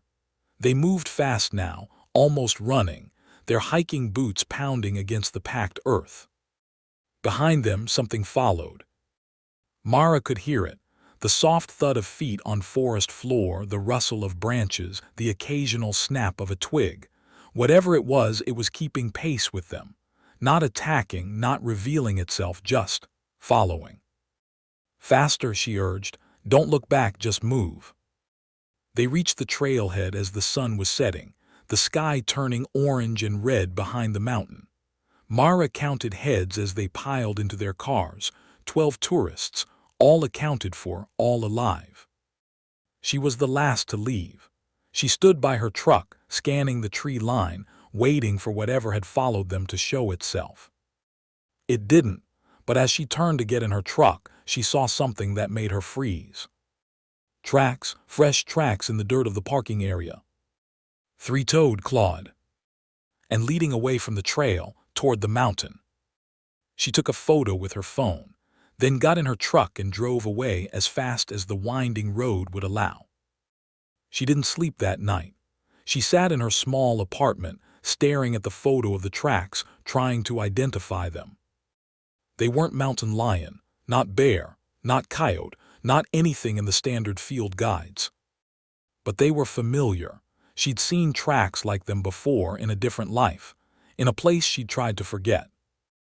The uranium mines. She pulled out her laptop and started searching. Old newspaper articles, scientific papers, government reports. She found what she was looking for in the archives of the Flagstaff Daily Sun. October 14, 1978. A mine collapse at the Elden uranium mine. 12 miners trapped, 8 rescued, 4 dead. But the article about the rescue was strange. The survivors had been hospitalized for radiation exposure, but the details were vague. One quote stood out. "They kept talking about the devils in the shafts," said Dr. Harold Vance, the attending physician. "About things they saw down there, creatures that moved too fast to see." The article ended there. No follow-up, no explanation. Mara kept searching. She found a reference to the incident in a 1982 geological survey, a footnote about anomalous wildlife activity near the mine site. She found a 1995 Forest Service report about unidentified predator attacks on livestock in the Mount Elden area. And she found a blog post from 2011, written by a hiker who claimed to have seen monkeys in the trees near the summit. Not monkeys, the post read, something else, something that shouldn't exist. The post ended with a warning: don't go up there after dark, they hunt at night. Mara closed her laptop. She looked at the photo of the tracks again. 3 toes, claws. Not monkeys, not anything natural. She thought about calling the police, reporting what she'd seen, but what would she say? That she'd seen tracks she couldn't identify, that something had followed her tour group. They'd think she was crazy, or worse, they'd look into her background and find the scandal, the falsified data, the ruined career. No, she couldn't go to the police, not yet, not until she had proof. She needed to go back, needed to find whatever had made those tracks, needed to understand. It was the same impulse that had driven her to falsify her research, the need to know, to understand, to be right. It had destroyed her career. Now it might destroy her life. But she couldn't stop herself. She needed to know. She packed her bag that night. Cameras, traps, tranquilizer darts, everything she'd need to catch a monster. She told herself she was doing it for science, for the truth. She didn't admit, even to herself, that she was doing it for redemption. For a chance to be Dr. Mara Voss again, instead of just another failed academic working as a tour guide. She set her alarm for 4 a.m. She would hike to the mine site under cover of darkness. She would find the creatures, whatever they were. She would prove that she wasn't crazy. She fell asleep dreaming of tracks in the dirt and red eyes in the dark. She didn't know that the creatures were already watching her apartment. That they had been watching since she took the photo. That they were very, very hungry. The jogger's name was David Chen. He was 32 years old, a software engineer at a tech startup in Flagstaff, an avid runner who liked to start his days with a 5-mile loop around Mount Elden. He was found 3 days after Mara's tour group encounter. The body was discovered by a Forest Service crew doing fire prevention work. It was draped over a power line 20 feet above the ground, the corpse twisted and torn, the face frozen in an expression of absolute terror. The coroner, a man named Dr. Ruiz who had seen his share of mountain lion attacks, was puzzled. "The wounds are wrong," he told the police. "Mountain lions go for the throat, the neck. They don't do this." "Do what?" Dr. Ruiz pointed to the body. "The lacerations, they're too precise, too deep. And look at the pattern, it's almost surgical, like something with fingers did this." "Fingers?" "Or claws, very precise claws." Dr. Ruiz shook his head. "I've seen something like this before, in a textbook. Primate attacks. Chimpanzees, baboons. They have the dexterity to inflict wounds like this." "There are no primates in Arizona." "I know, that's why I'm puzzled." The case made the local news. "Mysterious death on Mount Elden," the headlines read. "Police investigate possible animal attack." Mara read every article. She studied the photos, what few the police released. She saw the same wounds Dr. Ruiz had described, the precision, the surgical quality. And she saw something else. In the background of one photo, taken at the scene, she could make out tracks in the dirt. Three-toed clawed. She knew she couldn't stay away. She had to investigate. She called in sick to the tour company, then drove to the Mount Elden trailhead. The police tape was still up, but the scene was unguarded. She ducked under the tape and walked to the spot where David Chen's body had been found. The power line was still there, the wire sagging under the weight of nothing. She looked up at it, trying to imagine how a body could get up there. Thrown, it had to have been thrown. But by what? What could throw a grown man 20 feet into the air? She was examining the ground when she heard the voice. "You shouldn't be here." She spun around. A man stood at the edge of the clearing, wearing a Forest Service uniform. He was tall, broad-shouldered, with a face that had seen too much sun and eyes that had seen too much tragedy. "I'm sorry," Mara said. "I was just—" "I know who you are, Dr. Voss, the tour guide." "You know me." "I know everyone who goes up that mountain, especially the ones who come back with stories." He walked closer, his eyes scanning the area. "You were here 3 days ago, with a group." "How did you—" "I saw the tracks, your tracks and theirs." He pointed to the ground. "And I saw the other tracks, the ones that followed you." Mara felt a chill. "You saw them." "I see a lot of things on this mountain, things I'm not supposed to see." He held out his hand. "Name's Cole Martinez. I do search and rescue." "You saw the tracks," Mara repeated. "The three-toed tracks." "I saw them. I've been seeing them for years." "Years?" "Since I started working here, 15 years ago." Cole's expression was grim. "They're getting bolder, coming closer to the trails, to the town." "What are they?" "You know what they are. You're a scientist. You've already figured it out." Mara hesitated. I think they're related to the mine, the uranium mine, the 1978 collapse." Cole nodded. "Smart, that's what I think too." "But that doesn't make sense. Uranium exposure causes cancer, not mutations, not creatures." "Doesn't it?" Cole walked to the edge of the clearing, looking up at the mountain. "What do you know about the mine?" "Just what I read in the papers. 12 miners trapped. 4 died.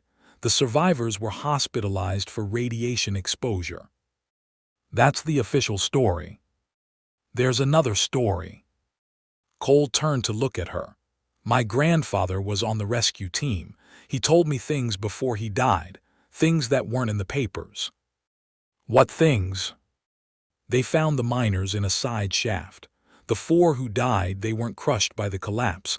They were torn apart, ripped to pieces, like something with claws had gotten to them." Mara felt sick. "And the survivors?" "They were changed.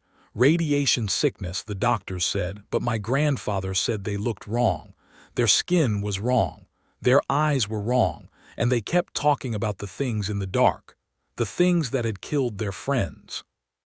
What happened to them? They were transferred to a military hospital, never seen again. Cole paused. But my grandfather thought some of them escaped, or were released, or something. He thought they went back to the mine, back to the dark. And bred. Or transformed, or were always there and just multiplied, Cole shrugged. I don't know, I just know that something lives up there, something that shouldn't exist, and it's getting hungrier. Mara looked at the power line at the place where David Chin had died. We need to find them, study them. We need to kill them. That's not. Dr. Voss, I've seen what they do. I've found the bodies.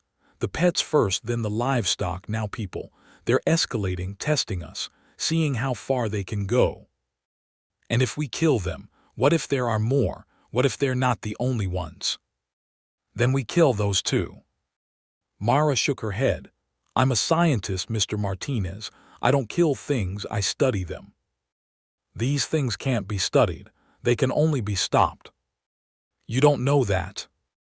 I know enough. He started walking away. You want to go up there, fine, but don't expect me to save you when they come. Wait. He stopped. If I go up there, will you come with me, as backup? Cole turned, his eyes were hard. Why would I do that? Because you want to stop them, and I might be able to help. I have equipment, tranquilizers, cameras. If we can capture one, study it. There is no capturing these things. There's only killing or being killed. Then help me prove they exist. Help me get evidence. If people know what's up there, they'll send help. The National Guard, Wildlife Services. And if they don't believe you, then we'll have tried. Cole stared at her for a long moment. Then he sighed. Fine, but we do this my way. We go in daylight, we stay together, and at the first sign of trouble, we run. Agreed. Tomorrow, dawn, meet me at the trailhead. He walked away, disappearing into the trees. Mara stood alone in the clearing, looking up at the power line.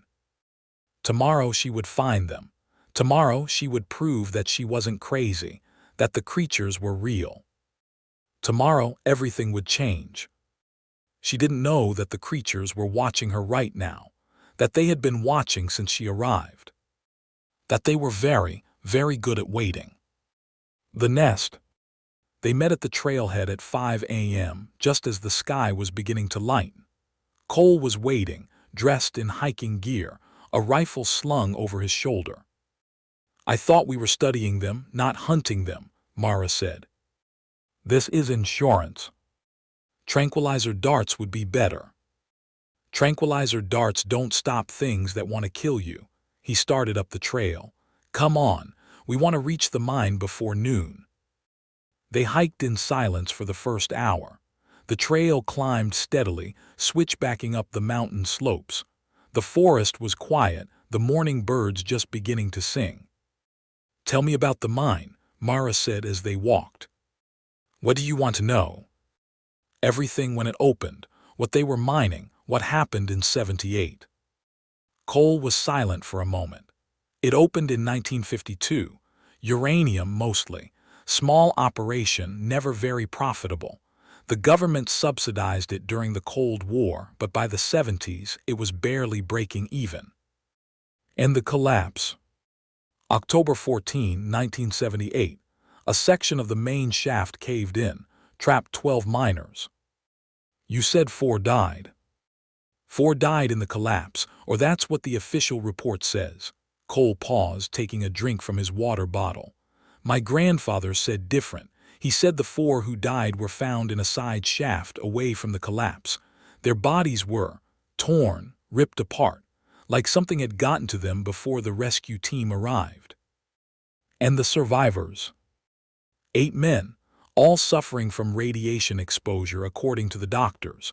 But my grandfather said they looked wrong. Their skin was pale, almost translucent. Their eyes were too big, too dark. and they wouldn't stop talking about the things in the tunnels. What things? They called them the Leapers, said they came from deeper in the mountain, from shafts that weren't on any map, shafts that shouldn't exist. And these Leapers killed the 4 miners. That's what the survivors claimed, but the official story was cave-in, equipment malfunction. Why cover it up? Because the mine was a disaster. Environmental violations, safety violations, radiation leaks. If the public knew what had really happened, if they knew there were creatures in the tunnels, the lawsuits would have bankrupted the company. So they covered it up, paid off the survivors, sent them away. And the creatures? They stayed, Cole resumed walking. My grandfather thought they were trapped. The collapse sealed the deep shafts, cut them off from the surface, but he was wrong. How do you know? Because I've seen them, I've tracked them. They're not trapped anymore, they've found ways out. New tunnels, new exits. And they're breeding. Or multiplying, or whatever creatures like that do. Cole stopped and turned to face her. The point is they're here, they've always been here, and they're getting stronger. They reached the mine site at 10 a.m. The entrance was boarded up, covered in warning signs and rusted chain-link fence. But the fence had been torn open, the boards splintered. Someone's been here, Mara said. Not someone, something. They entered the mine. The darkness was absolute. They turned on their headlamps, the beams cutting through the black like knives. The air was cold and damp, smelling of stone and something else, something musky and organic. Smell that? Cole asked. Ammonia, like a zoo. Like a den. They moved deeper, following the main shaft. The tunnel sloped downward, descending into the mountain. The walls were rough-hewn, supported by timbers that looked ready to collapse. How far does this go? Mara asked. The main shaft goes down about 400 feet. Then it branches. The collapse was in the 3rd level. In the side shaft, where the bodies were found. That's what we're looking for. They walked for an hour, descending deeper into the mountain. The air grew colder, the smell stronger. Mara's headlamp caught glimpses of things on the walls, scratches, claw marks, symbols she didn't recognize. They're marking their territory, she whispered.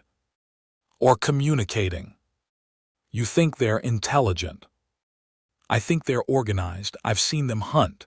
They work together like wolves. Or like primates. Maybe. They reached a junction. The main shaft continued straight ahead, but a smaller tunnel branched off to the left. The opening was narrow, barely wide enough to squeeze through. This is it, Cole said, the side shaft. How do you know? Because I've been here before. He entered the tunnel, Mara followed. The side shaft was different from the main tunnel. The walls were smoother, as if worn by constant passage. The floor was covered in a thick layer of dust and debris. And bones. Mara's headlamp illuminated them. Small bones at first, rodents, birds, then larger ones, deer, mountain lions, and then... Human, she whispered. There was no mistaking it. A skull half buried in the dust. Rib bones scattered like kindling, a femur cracked open for the marrow. David Chen, she asked. No, older, Cole knelt, examining the remains. These have been here for years, decades maybe. How many? Hard to say, dozens at least. Mara felt sick. They've been hunting humans for decades. And nobody knew, nobody believed. They continued deeper. The shaft opened into a larger chamber and Mara gasped. It was a nest. The chamber was circular, maybe 50 feet across. The walls were lined with bones, stacked like cordwood, arranged in patterns that might have been art or might have been something else. The floor was covered in fur, feathers, and something that looked like dried grass. And in the center, arranged in a circle, were 13 eggs. They were large, basketball-sized, and leathery like reptile eggs. They pulsed with a faint internal light. My God, Mara breathed, they're breeding. Not breeding, Cole said, his voice barely a whisper. Hatching. He pointed. One of the eggs was moving. A crack had appeared in the leathery shell, and something was pushing against it from the inside. We need to go, Mara said. Now. Agreed. They turned to leave, but the tunnel was blocked. It stood in the entrance, silhouetted against the darkness. Tall, at least 7 feet. Thin but muscular. Its limbs were too long, jointed wrong. Its head was elongated, with large eyes that reflected the headlamp beams in a sickly yellow glow. And its hands ended in claws. 3 fingers, each tipped with a curved blade. Don't move, Cole whispered. The creature tilted its head, studying them. Then it opened its mouth. It had teeth, rows of them sharp and needle-like. It sees us, Mara said. It more than sees us. Cole slowly raised his rifle. It's deciding what to do with us. The creature took a step forward, then another. Cole fired. The shot was deafening in the enclosed space. The creature screamed, a sound like metal tearing, and fell back. Run! Cole grabbed Mara's arm and pulled her toward the main shaft. They ran. Behind them the scream was answered by others, dozens of others. The sounds of pursuit echoed through the tunnels. They're behind us, Mara gasped. Keep running. They burst into the main shaft, sprinting toward the entrance. The light was visible now, a pinprick in the distance, growing larger with every step. Something grabbed Mara's shoulder. She screamed, twisting away. A claw raked across her backpack, tearing through the fabric like paper. She stumbled, fell, rolled. Mara! Cole was there, firing his rifle. The creature, there were 3 of them now, fell back, hissing. Get up, get up. She scrambled to her feet. They ran the last 100 yards, burst into the daylight, and kept running. They didn't stop until they reached the trailhead, until they were in Cole's truck, until they were speeding down the highway toward town. We need to tell someone, Mara gasped. The police, the government, someone. And tell them what? That we found monsters in the mine. They'll think we're crazy. We have evidence, the bones, the eggs, We have nothing. Cole's voice was flat. Even if they believe us, what can they do? Send in soldiers, bomb the mountain. There are hundreds of those things down there, maybe thousands. Then what do we do? Cole was silent for a long moment. Then, we go back. What? We go back with explosives, with gas, with everything we can carry. We seal those tunnels, trap them inside. That won't kill them. No, but it will slow them down, buy time. Time for what? Time to figure out how to stop them for good. Mara looked at him, at the fear in his eyes and the determination. Okay, she said, we go back. But as they drove toward town, neither of them noticed the figure watching from the tree line. Tall, thin, with eyes that glowed in the daylight. It had let them go. Because it wanted them to come back. Because the nest needed more food. And because, on some level that Mara couldn't understand, the creatures were intelligent. They were hunting. And they had just found their bait. They spent 3 days preparing. Cole used his connections in the Forest Service to acquire explosives, not enough to destroy the mountain, but enough to collapse the main shafts. Mara gathered scientific equipment, hoping to collect samples before they sealed the tunnels forever. They didn't tell anyone what they were doing. Who would believe them? On the 4th day, they drove back to Mount Elden. The sun was setting as they parked at the trailhead, painting the sky in shades of orange and red.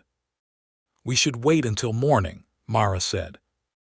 No time. The eggs were hatching. If they spread before we seal the tunnels. He didn't need to finish the thought. They hiked to the mine in silence. The entrance was as they had left it, torn open, inviting. The darkness inside seemed deeper than before. You sure about this? Mara asked. No, but I'm doing it anyway. They entered the mine. This time they moved faster, following the main shaft down to the junction. The side shaft was dark, empty. The nest chamber was silent. They're gone, Myra whispered. Or waiting. They set the explosives at key points along the main shaft, structural supports that, when destroyed, would bring the tunnel down. Cole worked methodically, his hands steady despite the fear Mara could see in his eyes. How long do we have once we set the timers? She asked. 20 minutes. Is that enough time to get out? It has to be. They were setting the final charge when they heard it. A sound from the side shaft, a clicking, rhythmic, almost like communication, Mara breathed. They're talking to each other. Or calling for dinner. Cole armed the final explosive. Let's go. They ran. The clicking followed them, growing louder, joined by other sounds, scraping, scratching, the soft thud of feet on stone. They're behind us, Mara gasped. Don't look back, just run. They burst out of the mine into the twilight. The sun had set, the sky a deep purple. They ran down the trail, the sounds of pursuit echoing behind them. The truck, Cole pointed. It was visible through the trees, parked at the trailhead. Safety, escape. They were 50 yards away when the creatures attacked. They came from the trees, 5 of them, maybe 6, moving with impossible speed. One landed on Cole's back, knocking him to the ground. Mara screamed, turning to help. No, keep running. But she couldn't leave him. She grabbed a rock, smashed it into the creature's head. It hissed, falling back.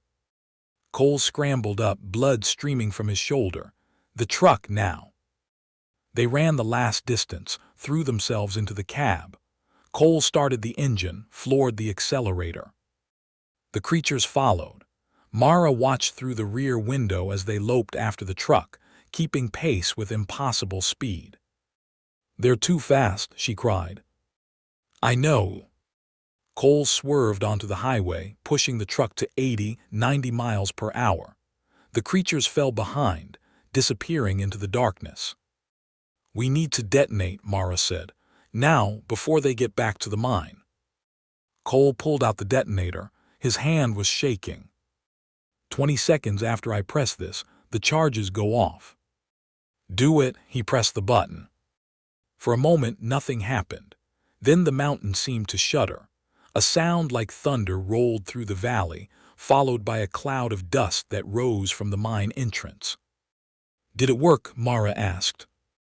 I don't know. They drove back to town in silence. Cole dropped Mara at her apartment, promised to call in the morning. Get some sleep, he said. Like that's going to happen. She watched him drive away, then went inside. She locked the door, checked the windows, and sat on her couch with a bottle of whiskey she didn't remember buying. She had seen them, the Leapers, the creatures from the mine, and she had survived. She fell asleep on the couch, the empty bottle beside her. She woke to the sound of something landing on her roof. Thud. She sat up, heart pounding. It was just a branch, a squirrel, something normal. Thud. Louder this time, closer. Thud. Directly above her. Mara grabbed her phone, dialed 911. The line was busy, or dead, she couldn't tell. Thud, thud, thud. They were on the roof, multiple creatures, moving toward the front of the building. She ran to the window, looked out.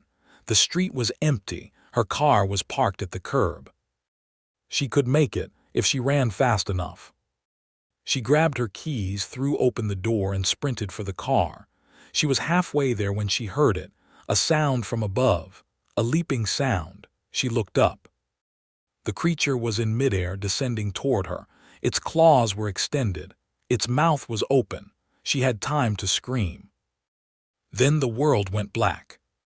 Mara woke to the sound of an engine. She was in a car, moving.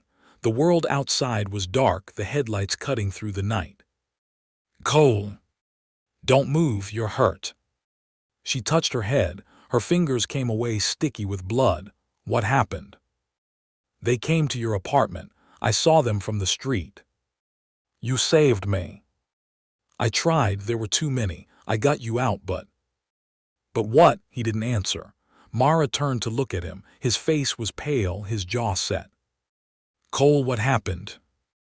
The truck, he said. They're on the truck. Mara looked back. Through the rear window she could see them. 3 creatures clinging to the bed of the pickup, their eyes glowing in the headlights of following cars. They followed us, she whispered. They're hunting us. They won't stop until we're dead. Then we have to stop them. How? The explosives didn't work. The tunnels are sealed, but they're already out. The gas line, Mara said suddenly. What? The old gas line. It runs through the mountain. I saw it on the maps. If we rupture it, cause a spark. The whole mountain explodes. The whole mine collapses, forever. Cole was silent. Then, where's the access point? North face, there's a maintenance shed. I know it. He turned the truck, heading away from town, toward the mountain's northern slope. The creatures in the bed shifted, claws scraping against metal. They're getting in, Mara said. I know, hold on. He floored the accelerator. The truck surged forward, bouncing on the rough road. Behind them, the creatures were climbing over the tailgate, pulling themselves into the bed. Cole. Almost there. The maintenance shed appeared ahead, a small building beside a pipeline that ran up the mountain. Cole skidded to a stop, jumped out. The valve, Mara pointed. There. He ran to it, began turning the wheel. Gas hissed from the pipe, filling the air with the smell of rotten eggs. Now we need a spark, he said. The creatures were out of the truck, 3 of them approaching slowly, their heads tilted in that curious way. Get back in the truck, Cole said. What are you going to do? What I have to do. He pulled out his lighter. Drive, Mara, as fast as you can, don't look back. Cole, no. G.O., she ran to the truck. Behind her she heard Cole's voice. Come on, you bastards, come and get me. The creatures charged. Mara started the engine. In the rearview mirror she saw Cole light his lighter, saw the flame catch the gas. Cole! The explosion was blinding. A fireball that consumed the shed, the pipeline, and everything around it. The shockwave hit the truck, lifting it, throwing it forward. Mara fought the wheel, kept control. She drove through the flames, through the smoke, onto the highway beyond. In the mirror, the mountain was burning. The fire spread quickly, consuming the dry timber, creating an inferno that lit the night sky. And in the center of it she could see them. The creatures, burning, dying, or were they? She thought she saw shapes moving in the flames, leaping, escaping. She drove faster. She didn't stop until she reached the highway, until she saw the lights of Flagstaff in the distance. She pulled over, put her head on the steering wheel, and wept. Cole was dead. The creatures might be dead, or they might be spreading through the forest, escaping the fire, multiplying. She didn't know, she would never know. She started the truck and drove toward town, toward help, toward a future she couldn't imagine. Behind her, the mountain burned. And something leaped from the flames, landing on the highway with a thud. It watched her go. Then it turned and loped into the darkness. Hunting. Always hunting. The news reports were confused at first. Wildfire on Mount Elden, the anchors said. Cause unknown. Evacuations ordered. Then, strange sightings reported near fire perimeter. Officials blamed smoke inhalation. Then, livestock killed in northern Arizona. Predator suspected. Then, hiker missing near Sedona. Search underway. Mara watched it all from her motel room in Phoenix. She had fled Flagstaff the night of the fire, knowing that no one would believe her, knowing that if she stayed, they would come for her. She had tried to tell the truth, called the FBI, the CDC, the Department of Homeland Security. They had listened politely, taken her statement, done nothing. She was Dr. Mara Voss, disgraced scientist, admitted data falsifier. Why would anyone believe her? But she knew the truth. The Leapers were real, they were spreading, and they were hungry. The news report changed. A new headline: Mysterious Attack Spread to Utah. Mara leaned forward. The screen showed a thermal image taken by a police helicopter. In the image, a pack of hunched figures moved across a highway. They were running on two legs, but wrong, leaping. Authorities are investigating, the anchor said. But sources say the creatures appear to be some form of primate, possibly escaped from a private collection. Mara laughed, a bitter, broken sound. Primates, she whispered. They're not primates, they're us. They're what we become when the earth poisons us, when the dark changes us. The report ended. The screen went black. Then a new image appeared. A cell phone video, shaky and blurred. It showed a car, Mara's car, abandoned on the highway the night of the fire. On the hood, scratched deep into the paint, were 3 words. Mara stared at the screen. They burrow, through the earth, through the fire, through anything that stood in their way. They were spreading. And no one was safe. She turned off the TV. She looked at her hands. At the scars the creature had left, 3 parallel lines, healed now but still visible. She was marked, she was changed. And she knew, with a certainty that settled in her bones like ice, that they would come for her again. Not today, not tomorrow. But soon. The Leapers were patient. They had waited 40 years in the dark. They could wait a little longer. Mara packed her bag. She had research to do, evidence to gather, a warning to spread. The world needed to know. Before it was too late, before the Leapers were everywhere, before the only sound left was the thud of their landing and the screams of their prey. The Elden uranium mine had been in operation for 26 years before the collapse of 1978. It had never been a profitable venture. The uranium deposits were sparse, the ore low-grade, the extraction costs high. But during the Cold War, the federal government had subsidized the operation, eager for domestic sources of nuclear material. The mine employed 300 workers at its peak: miners, engineers, geologists, support staff. They came from all over Arizona, from California, from the East Coast. They came for the money, for the adventure, for the chance to be part of something important. They didn't know about the history of the mountain. The Navajo had called it the place where the earth bleeds. They had known about the radioactive ore, had avoided the area for generations. Their shamans spoke of spirits that lived deep in the earth, spirits that were poisoned by the yellow rock, spirits that had been driven mad by the sickness. The white settlers didn't listen. They saw only the ore, the money, the strategic importance.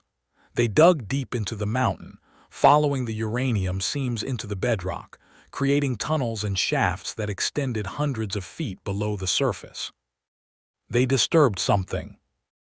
The first signs appeared in 1965.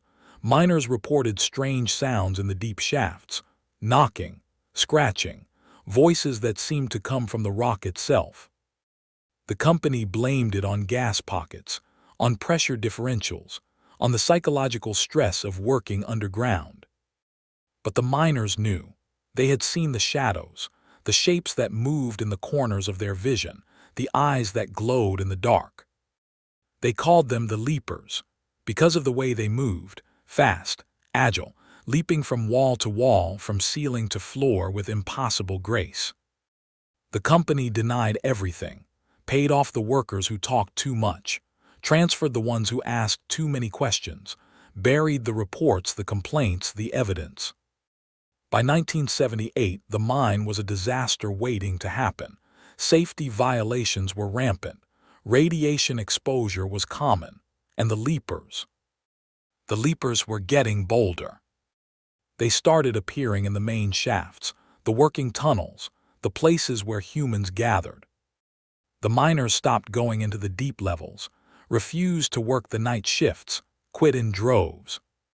The company brought in new workers, desperate men willing to take risks for the paycheck, men who didn't know the history, didn't know the danger.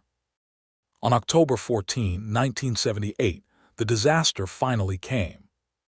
Not a cave-in, not an explosion, something worse. The Leapers emerged. They came from the deep shafts, from the tunnels that weren't on any map. They came in numbers, dozens, maybe hundreds. They came hungry. 12 miners were trapped in the main shaft when the creatures attacked. 4 died in the first minutes, torn apart, consumed. The other 8 barricaded themselves in a side tunnel. They held out for 3 days, listening to the creatures scratch at the walls, smelling the blood and decay. When the rescue team finally broke through, they found the 8 survivors huddled together, their eyes wide with terror, their minds broken. And they found the Leapers.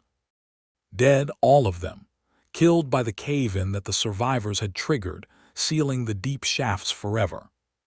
Or so they thought.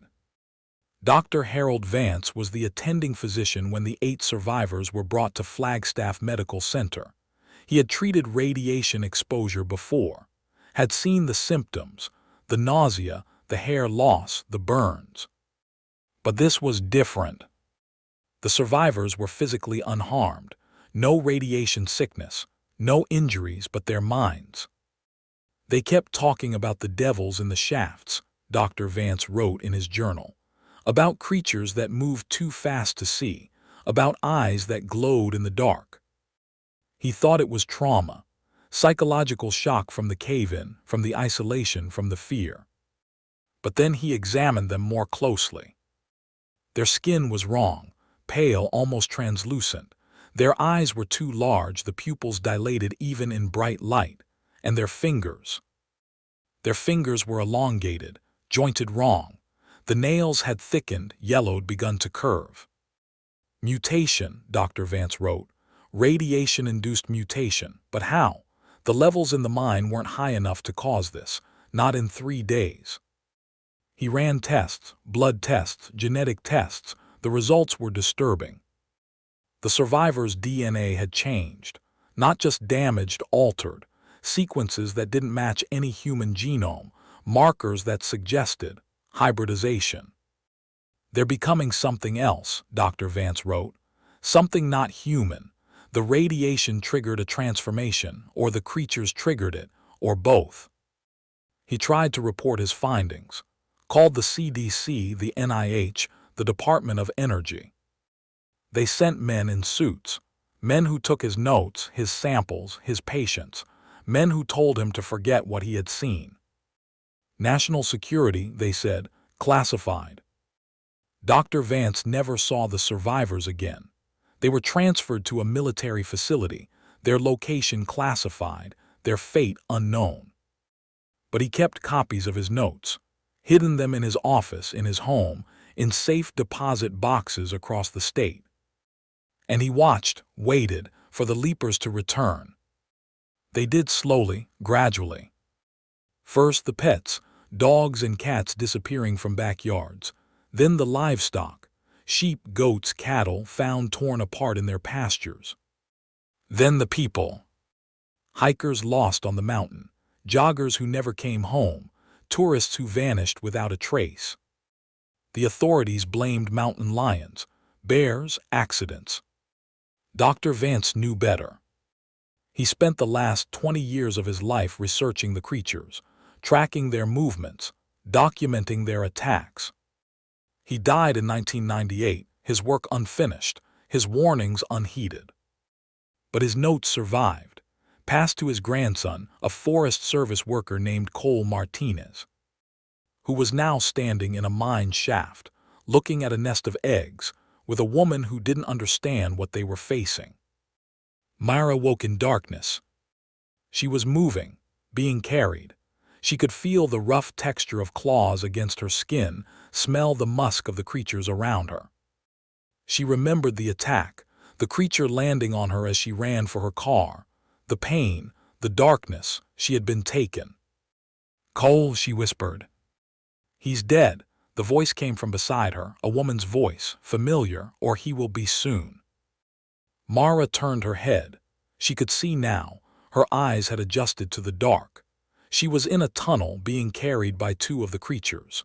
They moved with that strange, leaping gait, covering ground faster than any human could run. Beside her walked another figure, a woman, dressed in rags, her skin pale and translucent, her eyes glowing faintly in the dark. "Who are you?" "My name was Sarah Jenkins. I was a miner in 1978. Mara felt a chill. "That's impossible, you'd be old dead," the woman laughed, a dry, humorless sound. "Time moves differently for us. The transformation, it changes everything. You're one of them, one of the Leapers." "I'm more than them, I'm their mother, their queen." Sarah touched her own face, her fingers tracing the lines of her mutated features. "I was the first, the original, the one who survived." "The survivors from the cave-in, there were 8. There were 8, now there are hundreds. We multiply, we spread, we adapt." She smiled and her teeth were sharp. "And now we have you." "What do you want with me?" "You're a scientist, you understand us, you can help us." "Help you do what?" "Survive." Sarah's voice became serious. "The fire is coming.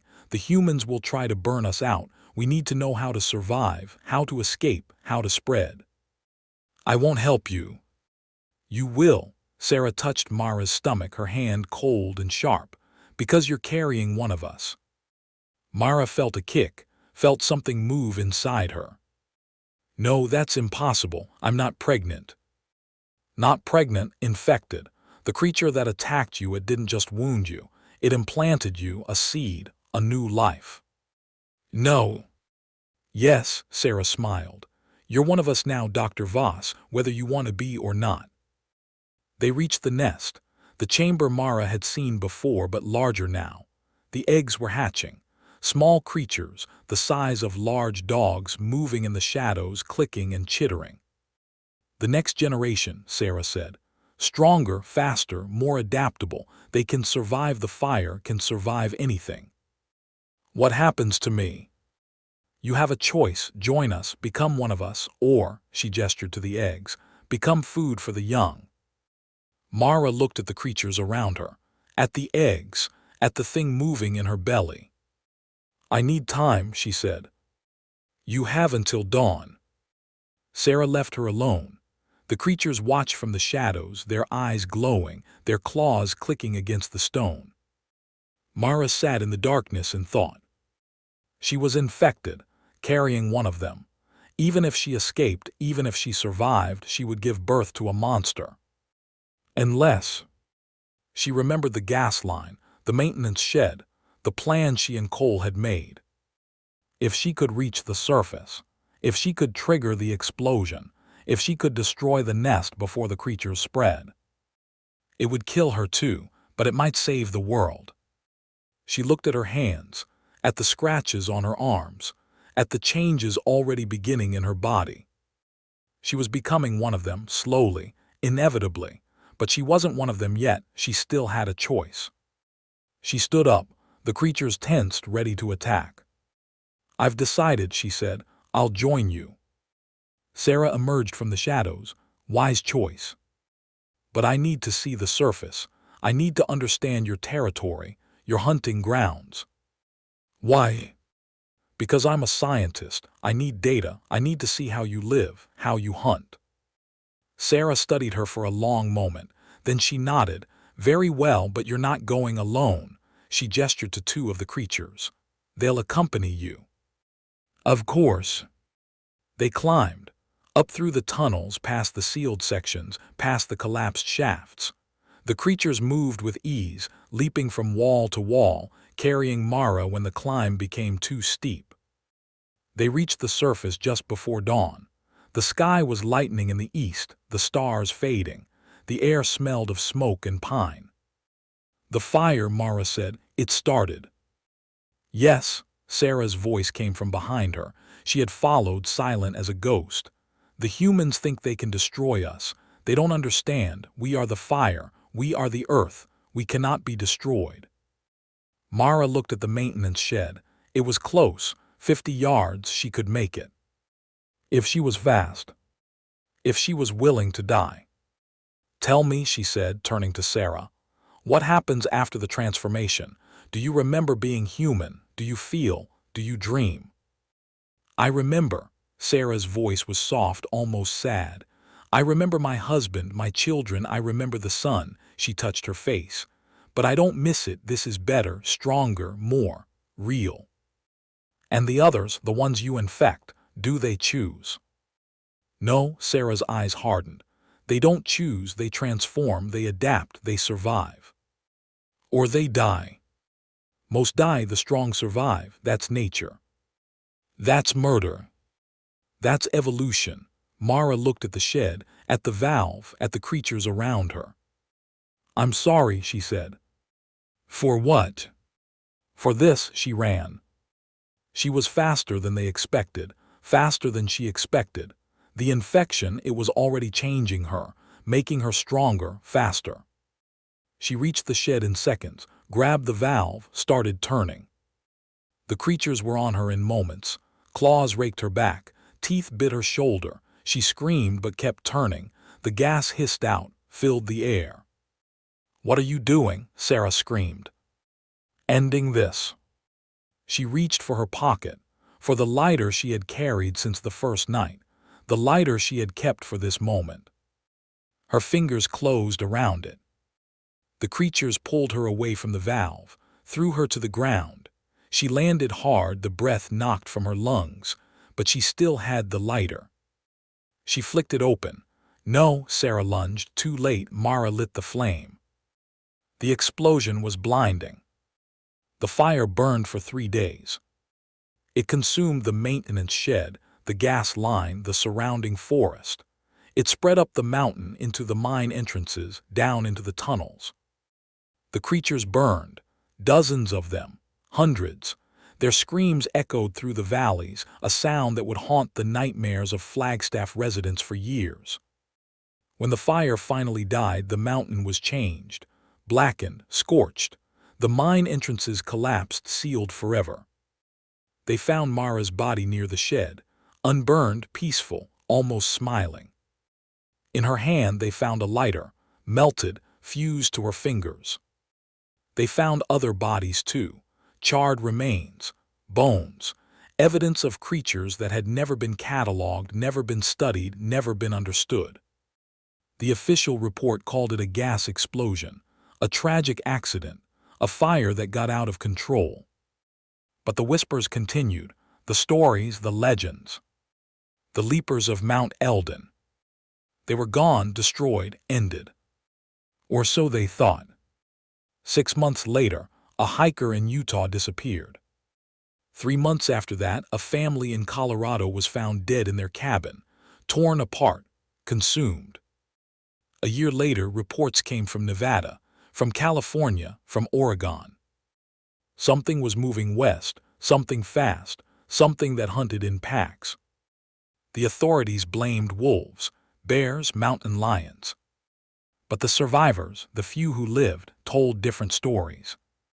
Stories of creatures that leaped, that climbed, that hunted with intelligence and coordination. Stories of eyes that glowed in the dark. Dr. Mara Voss had died a hero, had destroyed the nest, had saved Flagstaff. But she hadn't destroyed all of them. Some had escaped, fled before the fire, carried the infection to new territories, new hosts, new mountains. They were spreading, adapting, multiplying. And they were hungry. In a cave deep in the Rockies, a new nest was forming. Eggs were laid, young were hatched. The colony grew, and at its center in the darkness something stirred. Something that had survived the fire. Something that remembered. Sarah opened her eyes. Her body was burned, scarred, but alive. The transformation had saved her, made her strong, made her resilient. She looked at the young around her, at the new generation. We learn, she whispered. We adapt, we survive. She looked toward the west, toward the human cities, toward the prey. And we hunt. The Leapers were patient. They had waited 40 years in the dark. They could wait a little longer. Until the world was ready. Until the humans had forgotten. Until the feast could begin.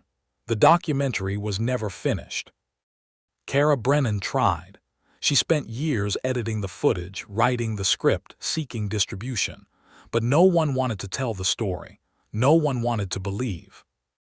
She died in 2019, alone in her apartment, her camera by her side. The footage was found by her niece, a film student at NYU. She watched it, recognized its value, began the process of restoration. She showed it to her professor, to her classmates, to anyone who would watch. Most thought it was fake, a hoax, a found-footage horror film. But some believed. And some went to the trestle. The deaths continued, 1 or 2 a year, always ruled accidents, always unexplained. The legend grew. And the Goatman collected its toll. Forever.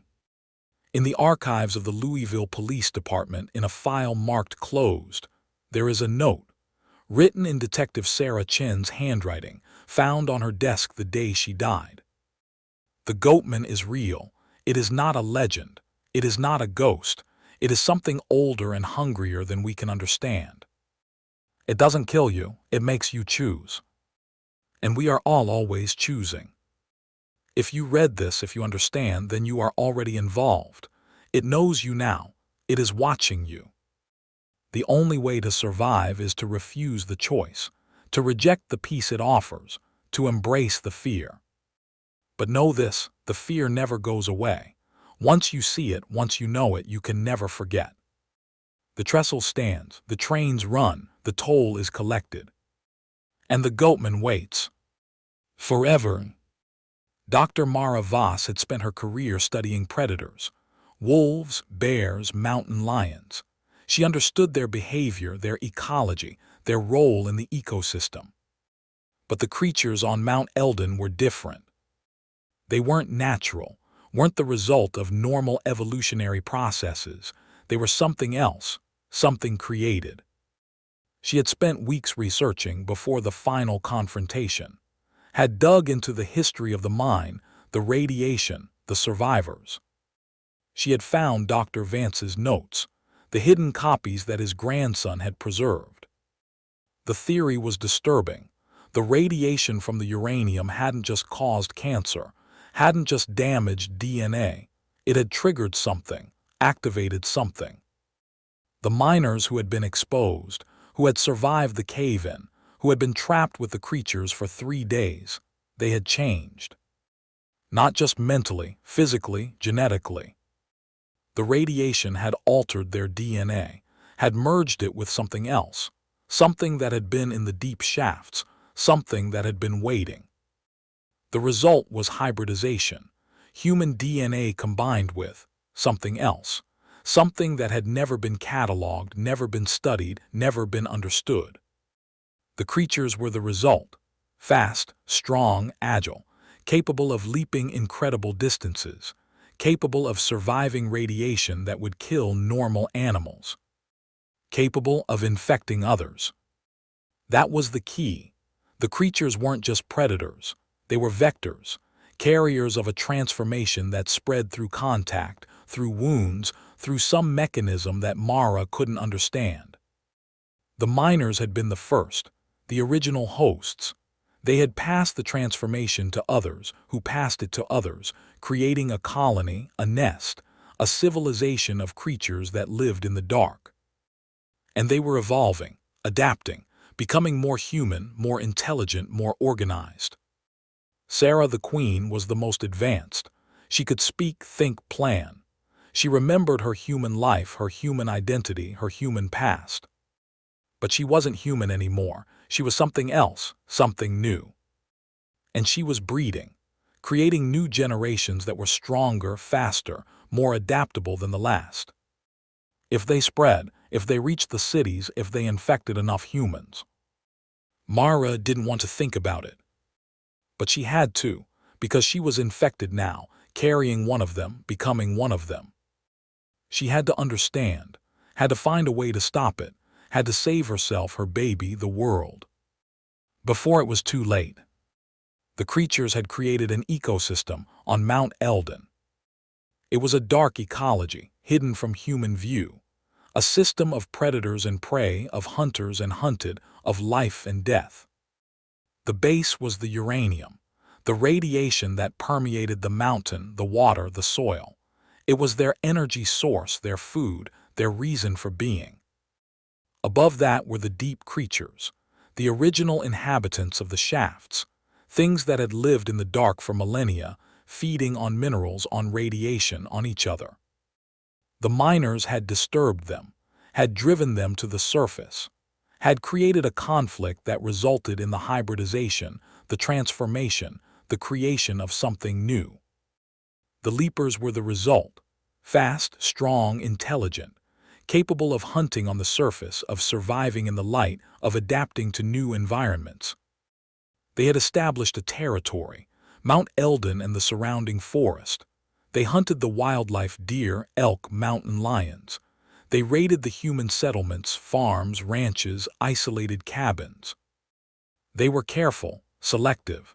They didn't hunt too often, too close, too obviously.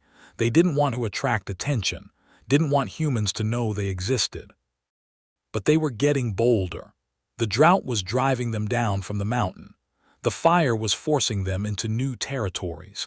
The population was growing, the territory was shrinking, the pressure was increasing. Something had to give. And when it did, the humans would pay the price. Cole Martinez had been hunting the creatures for 15 years. He had started after his grandfather died, after reading the notes, learning the truth, understanding the danger. He had been a Forest Service worker then, a park ranger, a man who loved the wilderness, the mountain, the forest. Now he was a killer. He had tracked them, trapped them, killed them, dozens over the years, maybe hundreds. But there were always more, always new nests, new colonies, new generations. He had learned their patterns, their habits, their weaknesses. They were vulnerable to fire, to bright light, to loud noises. They had sensitive hearing, sensitive eyes, sensitive skin.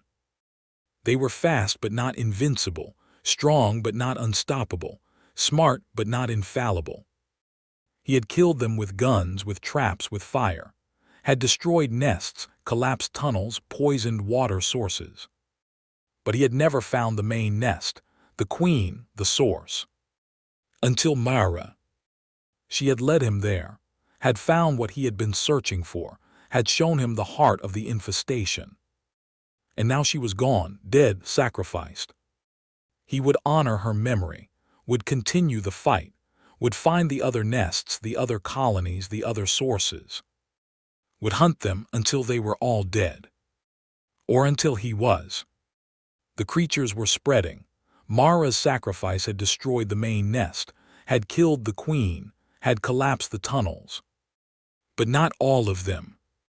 Some had escaped, had fled before the fire, had carried the infection to new territories, new mountains, new hosts. They were in Utah now, Colorado, Nevada, spreading west, following the mountains, establishing new nests. The authorities didn't know, didn't believe, didn't understand. They blamed wolves, bears, mountain lions, accidents, hoaxes. They didn't see the pattern, the connection, the truth. But Cole saw. He tracked the reports, the disappearances, the deaths. He mapped the spread, predicted the movement, planned the response. He was building a network, other hunters, other believers, other people who had seen the creatures and survived. They were few, but they were dedicated, committed, willing to do whatever it took. They would stop the spread, contain the infection, destroy the creatures. Or die trying. Cole found the new nest in the Rockies. It was larger than the one on Mount Elden, more established, more advanced. The creatures here had been evolving for decades, had developed new abilities, new behaviors, new strategies.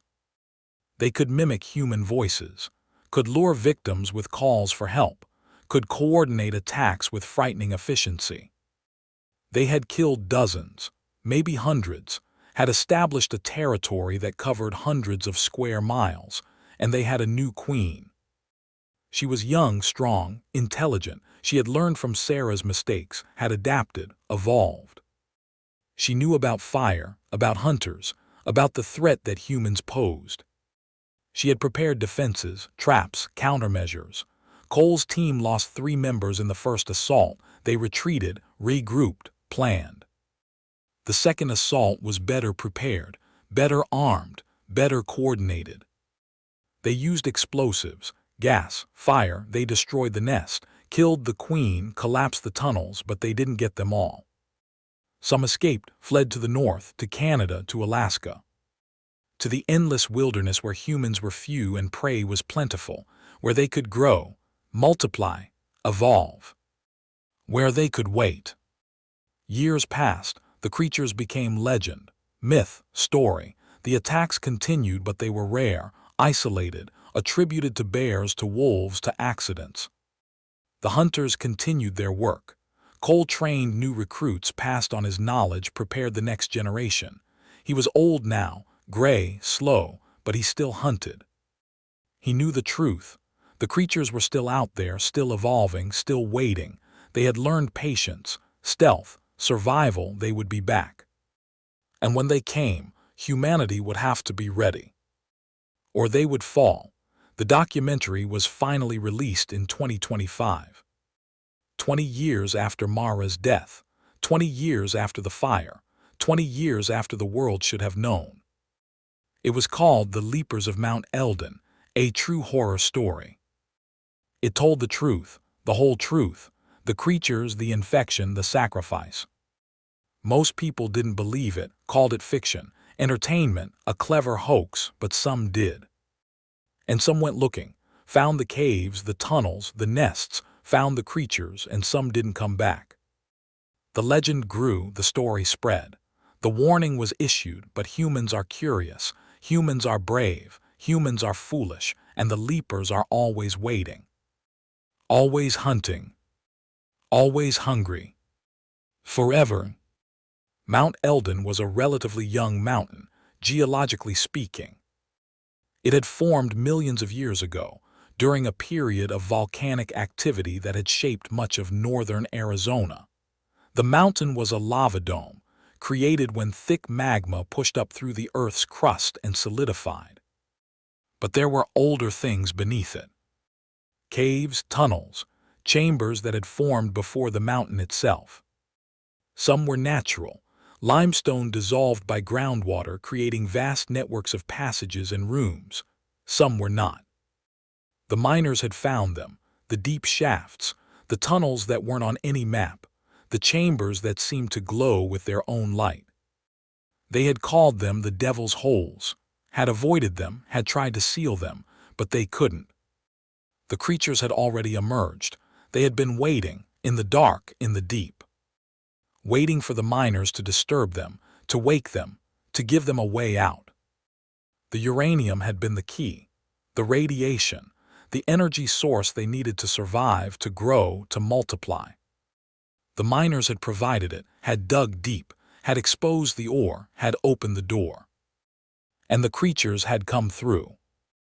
Dr. Mara Voss had studied mutation, had written papers on it, had given lectures.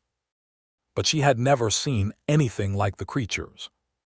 Their DNA was wrong, not just damaged, rearranged. Sequences that didn't match any known organism, markers that suggested multiple sources. Human, animal, something else.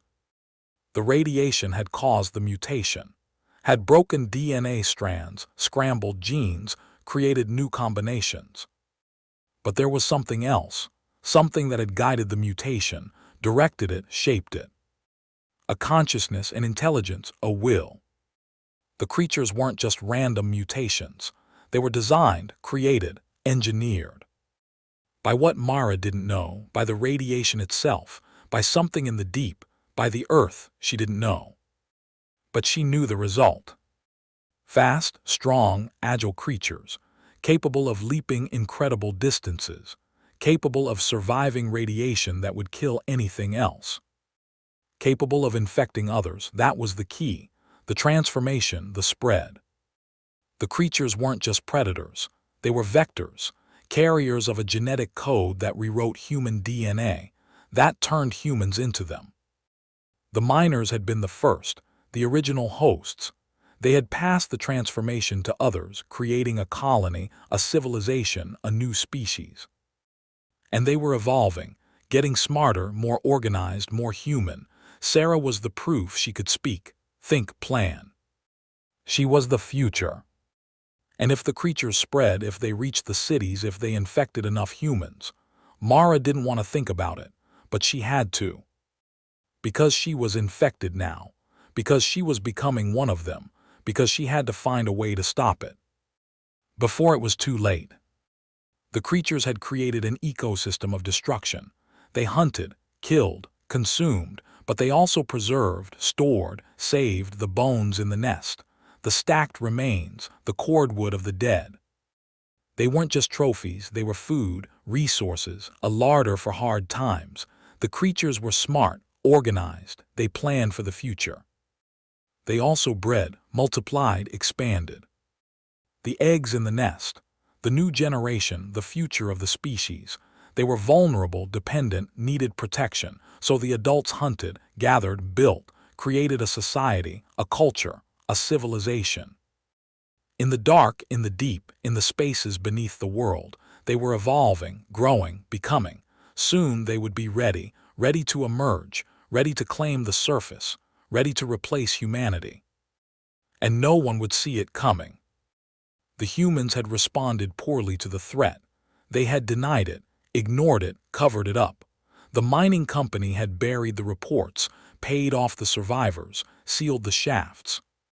The government had classified the information, hidden the truth, pretended it didn't exist. The locals had created legends, stories, warnings, but they hadn't fought. Hadn't organized, hadn't stopped the spread, and now it was too late. The creatures were established, embedded, spread across multiple states. They were in the mountains, the forests, the wilderness, waiting, watching, growing, and the humans were still denying, still ignoring, still pretending. Until the day they couldn't anymore. Until the day the creatures emerged. Until the day the leaping began. Cole Martinez had a plan. It was desperate, dangerous, probably suicidal, but it was the only way. He had found the main nest, the primary colony, the source of the spread. It was in the Rockies, a vast network of caves and tunnels, home to thousands of creatures, including the new queen. She was young, strong, intelligent. She had learned from Sarah's mistakes, had adapted, evolved. She knew about fire, about hunters, about the threat humans posed. She had prepared defenses, traps, countermeasures.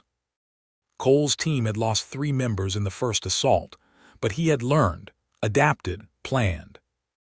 The second assault would be different. He had explosives, gas, fire. He had a team of hunters, experts, survivors.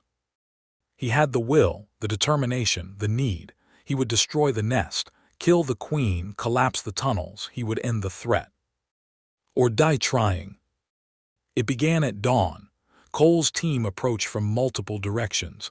Silent, coordinated, they had studied the nest, mapped the tunnels, identified the weak points. They knew where to strike, where to plant the explosives, where to start the fire. They moved in. The creatures were waiting. They had known, had sensed, had prepared. The first wave of hunters was ambushed, killed, consumed, but the second wave made it through. They planted their charges, set their timers, retreated. The explosions were massive, the fire spread quickly, the tunnels collapsed. The creatures screamed, burned, died, but not all of them. The queen escaped, fled to the north, carried the infection with her. Cole pursued, tracked, hunted. He found her in a cave, cornered, trapped. She fought, fierce, desperate, but Cole was stronger. He killed her, burned the body, scattered the ashes. The nest was destroyed, the queen was dead, the spread was stopped, or so he thought. Some escaped, before the fire, before the collapse, before the end. They fled to the north, to Canada, to Alaska. To the endless wilderness where humans were few, and prey was plentiful. They carried the infection, the transformation, the potential. They would establish new nests, new colonies, new civilizations. They would wait, grow, evolve. They would remember the fire, the hunters, the threat. They would adapt, become smarter, more careful. They would wait for the right time, the time to emerge, the time to claim the world. And when they did, humanity would not be ready. Cole Martinez spent the rest of his life hunting the creatures. He found nests, destroyed them, killed the queens, but there were always more. Always new colonies, new generations, new threats. He trained others, passed on his knowledge, prepared the next generation. He wrote a book, a warning, a guide. The Leapers, a true account of the Mount Elden creatures. It was published in 2010, ignored by most, believed by few. But it was there, for those who needed it. For those who encountered the creatures, for those who survived, the warning was issued. The knowledge was shared, the fight continued, and the creatures waited, patient, hungry. Forever. Thank you for listening to tonight's stories. If you enjoyed them, please leave a like and subscribe.